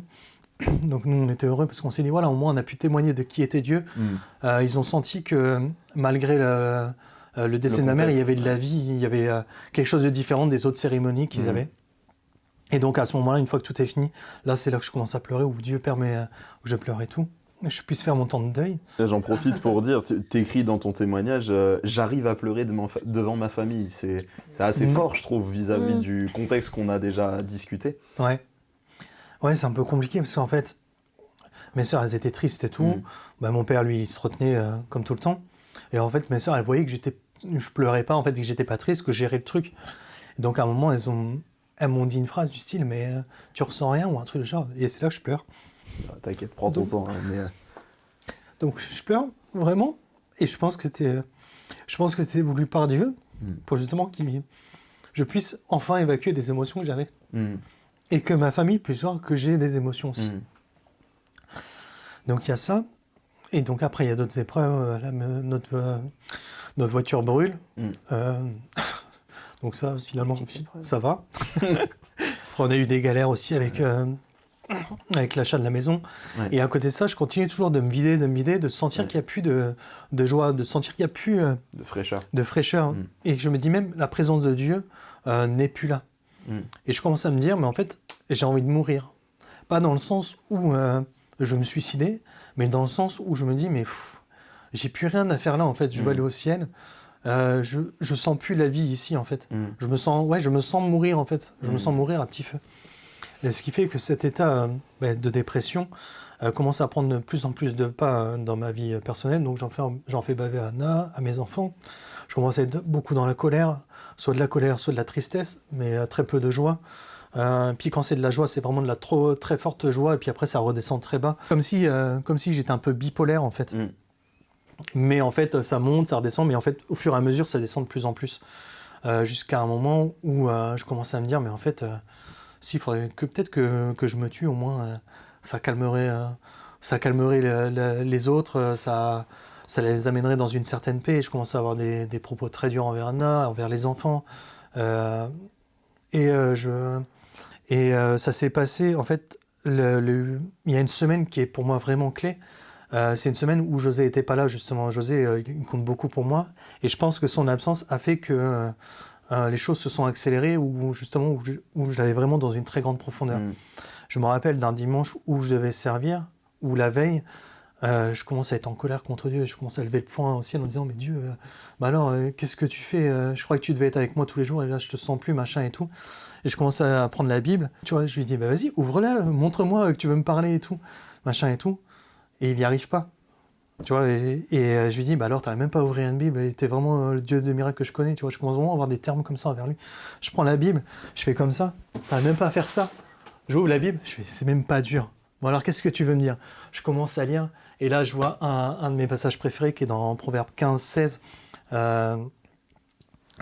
qui justement dit l'humilité précède la gloire, et puis après le chapitre c'est Dieu qui nous donne les projets, tout ça, et c'est un de mes passages préférés parce que justement c'est un des premiers passages sur lesquels j'ai exhorté en petit comité, c'était quand on était chez Nicolas, et moi c'est un passage qui a toujours été à cœur pour moi, et je me dis zut, il répond, il est encore là en fait, et justement, et là je commence à pleurer, je me dis, oh Seigneur, mais t'es encore là et tout, je te remercie, machin et tout. Le dimanche, je fais le culte, je pleure tout le culte alors que j'étais à la technique, donc je voyais plus les boutons. Et donc en fait, je me dis, ouais, Dieu va me répondre et tout, machin et tout. Et ce qui est bizarre, c'est que le lendemain, en fait, rien ne va mieux, et en fait, ça continue à redescendre, et je commence à ressentir la colère, je fais, ouais, mais Seigneur, vraiment, en fait, tu me laisses tomber, et là, il me répond plus du tout. Donc ça dure comme ça quelques jours, hein. Je ne sais pas si c'est sur une semaine ou si c'est sur la même journée.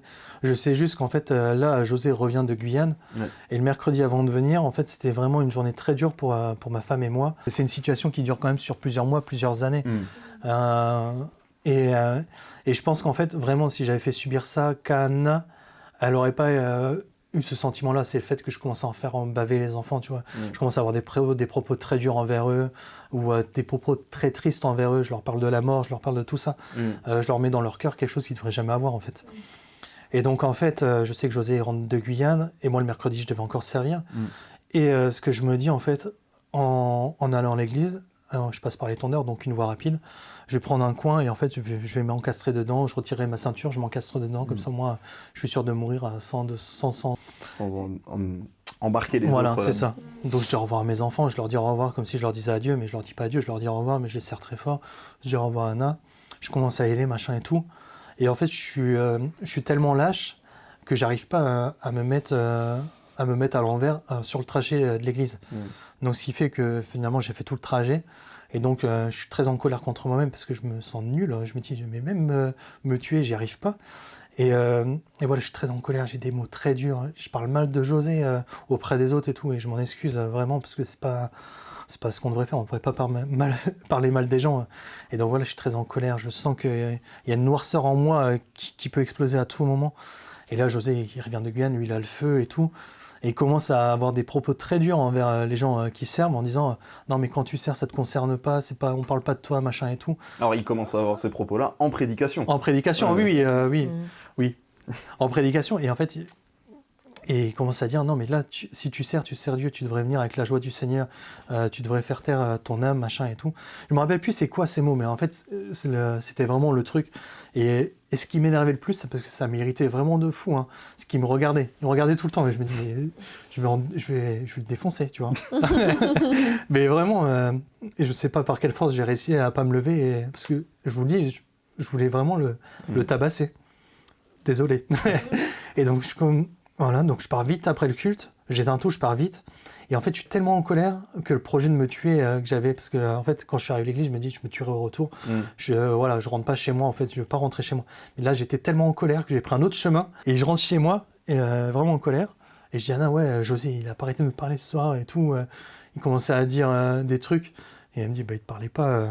Ouais, en gros, il parlait pas forcément, quoi. C'était une prédication. Tellement énervé et tout. Et en fait, le soir, je commence à décompresser quand même. Puis je m'endors. Mais tu vois, mais je prie pas à Dieu en disant, ouais, sors-moi de cette situation, machin et tout. Mais le lendemain, je me lève et je sens qu'il y a un truc quand même qui est différent. Tu vois, je me sens en disant, mais je sais pas, il y a un truc qui est passé. J'ai rien fait, j'ai rien demandé, il y a un truc qui est passé. Je retourne m'asseoir avec la Bible et je dis, bon, ben Seigneur, parle-moi encore une fois. Et donc là, tu vois, je suis pas point levé. Je prends la Bible, j'ouvre et là, j'ai le livre d'Agée, un des livres que j'aime beaucoup, qui dit justement, faut prendre soin de la maison, faut pas penser à sa maison. Et en fait, le truc, c'est que moi, je commençais à construire. Alors, je sais pas comment l'expliquer. Je commençais à construire une maison dans ma maison, dans mon cœur. En fait, je commençais à faire une vie sans Dieu parce que je commençais à m'habituer à son absence dans ma vie. Et je commençais à construire des choses sur moi, mais que des mauvaises choses, de la dépression, de la tristesse, de la colère. Et en fait, je commençais à bâtir une maison sans lui. Et je prenais plus soin de la maison du temple qui m'avait donné de joie et de paix. Et c'est à ce moment-là que j'ai compris. Je me dis, mais oui, mais en fait, je suis en train de reconstruire un truc à côté, mais en plus, je sais même pas le construire parce que j'avais plus les codes d'avant. Et je me dis, ouais, mais en fait, moi, je vais vivre qu'avec toi. Donc, il a balayé toute ma dépression le matin même, en fait. Et c'est parti. En fait, c'est parti. Je pourrais même pas l'expliquer parce que j'ai pas prié pour plus qu'il ait la dépression, mais c'est parti. Et c'est là où je me dis, waouh, et j'ai revu la vie venir en moi. Finalement, c'était comme de mettre le doigt sur ce qui a causé la dépression et de dire, bah, on enlève ça. Et du coup, naturellement, la conséquence de ça est partie, quoi. Ouais. Et ça m'a permis surtout de comprendre que je peux pas vivre sans lui.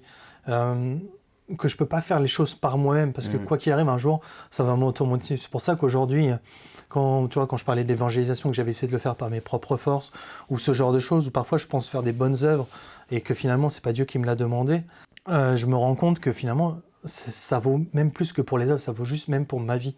Je peux pas vivre ma vie sans lui parce que je me suis rendu compte ce que c'était de vivre une vie sans lui et en fait, ce manque m'a créé la dépression et c'est là que j'ai compris que vraiment, s'il n'est pas là, j'ai envie de mourir en fait. Et c'est là que ça m'a permis de conforter cette vie avec lui. Et de te recentrer sur l'essentiel. Ouais, c'est ça. Ma vie avec lui. En tout cas, c'est beau de pouvoir en parler et de pouvoir dire que c'est pas parce qu'on est investi à l'église, qu'on a une vie de service, qu'on fait des choses, qu'à l'intérieur ça va toujours bien et que notre âme, faut en prendre soin. Faut remettre tout notre être, toutes les parties de notre être au Seigneur et vraiment le laisser guider. Hein. En tout cas, nous, on est heureux que tu ne sois pas tué. Hein, on est heureux que tu sois avec nous, que le Seigneur ait restauré toutes choses. Et puis, ce qui t'a permis aussi ce qui vous a permis d'ouvrir récemment là, un groupe de maison où vous avez du monde régulièrement. Et ce qui m'amène, alors on va rapidement en discuter, peut-être pas un quart d'heure non plus, mais on peut... moi, en tout cas, quand j'entends ton témoignage, j'entends un peu cette phrase de Sartre qui dit « l'enfer, c'est les autres ». Où finalement, on est avec les autres parce qu'on n'a pas le choix, mais finalement, c'est fatigant d'être avec les autres. Et entre la manière de le vivre dans le monde, puis dans l'église où Dieu nous invite à vivre la communion fraternelle les uns avec les autres, vous le voyez aujourd'hui avec le groupe de maison, vous avez du monde à la maison qui vient, où il faut exercer l'hospitalité, où toutes ces choses-là, tu l'as dit, à des moments c'est fatigant, des moments c'est épuisant, mais d'un autre côté, Sartre n'est pas chrétien, et nous, Christ nous dit, mais aimez-vous les uns les autres. Oui. Donc l'enfer, c'est pas les autres, l'enfer, c'est le fait de ne pas avoir Dieu dans sa vie, comme tu l'as dit justement à la fin de ton témoignage. Comment est-ce que vous le vivez maintenant d'être au contact avec les autres, de devoir prendre soin, de devoir accompagner? C'est quoi votre regard? Non, c'est un peu... alors c'est surprenant un peu parce que voilà, on connaît un peu aussi mon témoignage où aller vers les autres, c'était un peu difficile. Et en fait, je sais pas, c'est quelque chose, je pense que étant passé par peut-être des difficultés dans les relations, je pense que le Seigneur nous a quand même sensibilisés vraiment sur le regard de l'autre et sur vraiment la compassion qu'on peut avoir avec les gens. Donc étonnamment, vraiment, je pense vraiment, c'est vraiment pas de nous, mais c'est vraiment du Seigneur, en fait, le fait qu'on ait pu ouvrir ce groupe-là.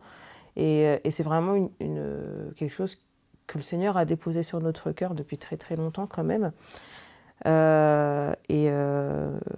Non, je sais pas si tu veux rajouter, mais... Ouais, j'attends que tu finisses. Ah, mais non, mais en tout cas, moi, voilà, c'est comme ça que je le sens, que c'est vraiment le Seigneur qui accompagne, et ça fait plaisir que... Enfin, tout ce que je peux voir, c'est que il y a aussi peut-être la question du témoignage qu'on a pu donner, qui fait que les personnes sont confiantes de venir dans ce groupe de maisons-là, et qu'ils puissent ouvrir leur cœur, et puis voilà, quoi. Mais c'est vrai que nous, comme... C'est vraiment étonnant. Moi, je suis quelqu'un d'assez empathique. Anna, elle a eu une vie brisée. En fait, on se rend compte que Dieu, il utilise n'importe qui pour justement ensuite pouvoir aider les gens. Et si on n'avait pas été reconstruit, même moi, si j'avais pas eu cette phase de dépression qui m'a montré comment on peut vivre sans Dieu et comment on doit vivre avec Dieu, je pense que notre groupe de maison, il aurait eu peu d'impact. Ce qui fait qu'aujourd'hui, comme l'a dit Anna, c'est un sujet qu'on a à cœur quand même depuis 3 ans, je pense, même un peu plus, de pouvoir ouvrir notre maison. Mais Dieu ne l'a jamais permis parce qu'en fait, c'était pas le temps. Là, aujourd'hui, il l'a permis parce que le temps est venu. Anna a pu se reconstruire. Moi, j'ai pu avoir des expériences positives ou des épreuves qui m'ont permis justement de bien comprendre que Dieu est toujours là derrière nous. Ça nous a permis de ne pas trop juger l'autre parce que finalement, on n'est pas mieux, quoi. Estelle, j'ai une question pour toi et ça te permettra de parler aussi un petit peu. Mais on a parlé avec Simon de la vie de service et notamment, si on parle des autres dans le service, en tout cas, travailler tout seul, c'est compliqué. On a besoin des autres dans le service, mais en même temps, le service, c'est aussi des fois challengeant d'être avec les autres parce que on est humain et que les autres, on les supporte pas toujours comme on devrait. Qu'est-ce que toi, t'en penses de tout ça ? Alors c'est vrai, comme tu le disais, par rapport au service, tu parles par rapport à moi, à mon vécu, c'est ça ? Ouais, ou ce que tu en penses de manière générale ? Oui, c'est sûr que c'est pas toujours évident parce que, en fait, à l'église, tu construis avec des personnes qui viennent de différents horizons. Comme là, on a entendu ton témoignage, on a également entendu le tien, et on a d'autres aussi qui sont disponibles sur l'émission.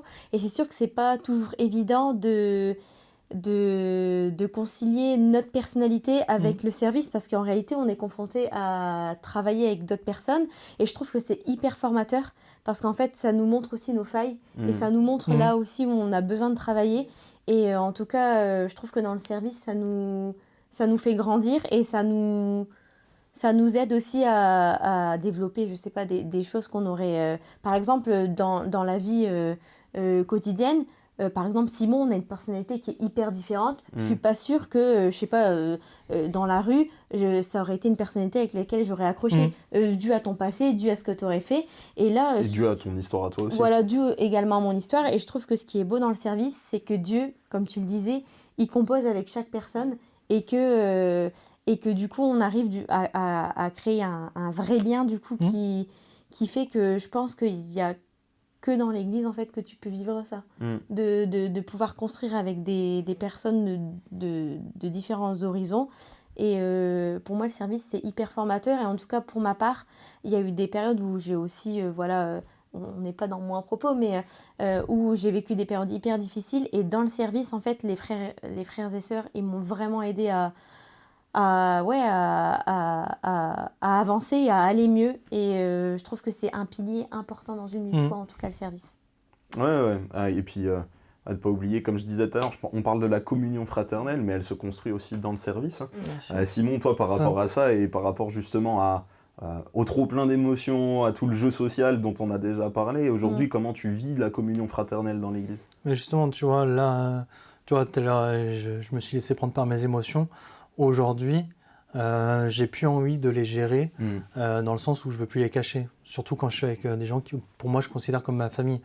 Ça m'a permis justement de travailler justement avec d'autres personnes, d'avoir déjà des relations proches, qui m'a permis de comprendre aussi le vécu des uns, le vécu des autres, et surtout de pouvoir partager à la hauteur de ce que je pouvais donner aussi mon vécu. Mais ça nous a permis aussi de développer quelque chose qui est sincère. Je pense qu'il y a ça aussi, notre communion fraternelle. C'est une expression qu'on utilise, mais c'est vrai que moi, je considère l'Église comme ma famille. Il y a des gens, pour moi, ce sont des vrais frères, des vraies sœurs, où je me dis, voilà, je peux compter sur eux et ils peuvent compter sur moi. Et pas que dans les bons moments. Ouais. C'est ça qui est important. Je trouve que c'est une bonne note pour terminer. Écoute, on va demander à Anna si tu veux bien finir par la prière et puis on va conclure là l'émission. Bien sûr. Seigneur Jésus, merci encore pour ce moment de partage que tu as permis, Seigneur Jésus, qui nous a encore fait comprendre combien, Seigneur, tu es bon et tu es fidèle, Seigneur, que tu es toujours au rendez-vous, même dans l'épreuve, Seigneur Jésus, que vraiment cette vie de foi, elle est véritable et elle est réelle, Seigneur mon Dieu. Je te prie encore pour que ce témoignage puisse toucher, Seigneur Jésus, encore tous ceux qui servent ou même ceux qui sont dans des moments de dépression, peut-être dans des moments de difficulté, Seigneur, où vraiment tu es toujours celui sur lequel on peut s'appuyer, se reposer, Seigneur mon Dieu. Et merci encore pour cette identité nouvelle que tu donnes, Seigneur Jésus, parce que c'est vrai que, Seigneur, ce qu'on peut vivre dans le monde, Seigneur, est erroné, et toi, tu rends toutes choses nouvelles, Seigneur, tu donnes une nouvelle horizon, Seigneur Jésus. Merci encore pour ce temps, tu bénis chacun, Seigneur, chacun qui nous écoute. Amen. Amen. Amen.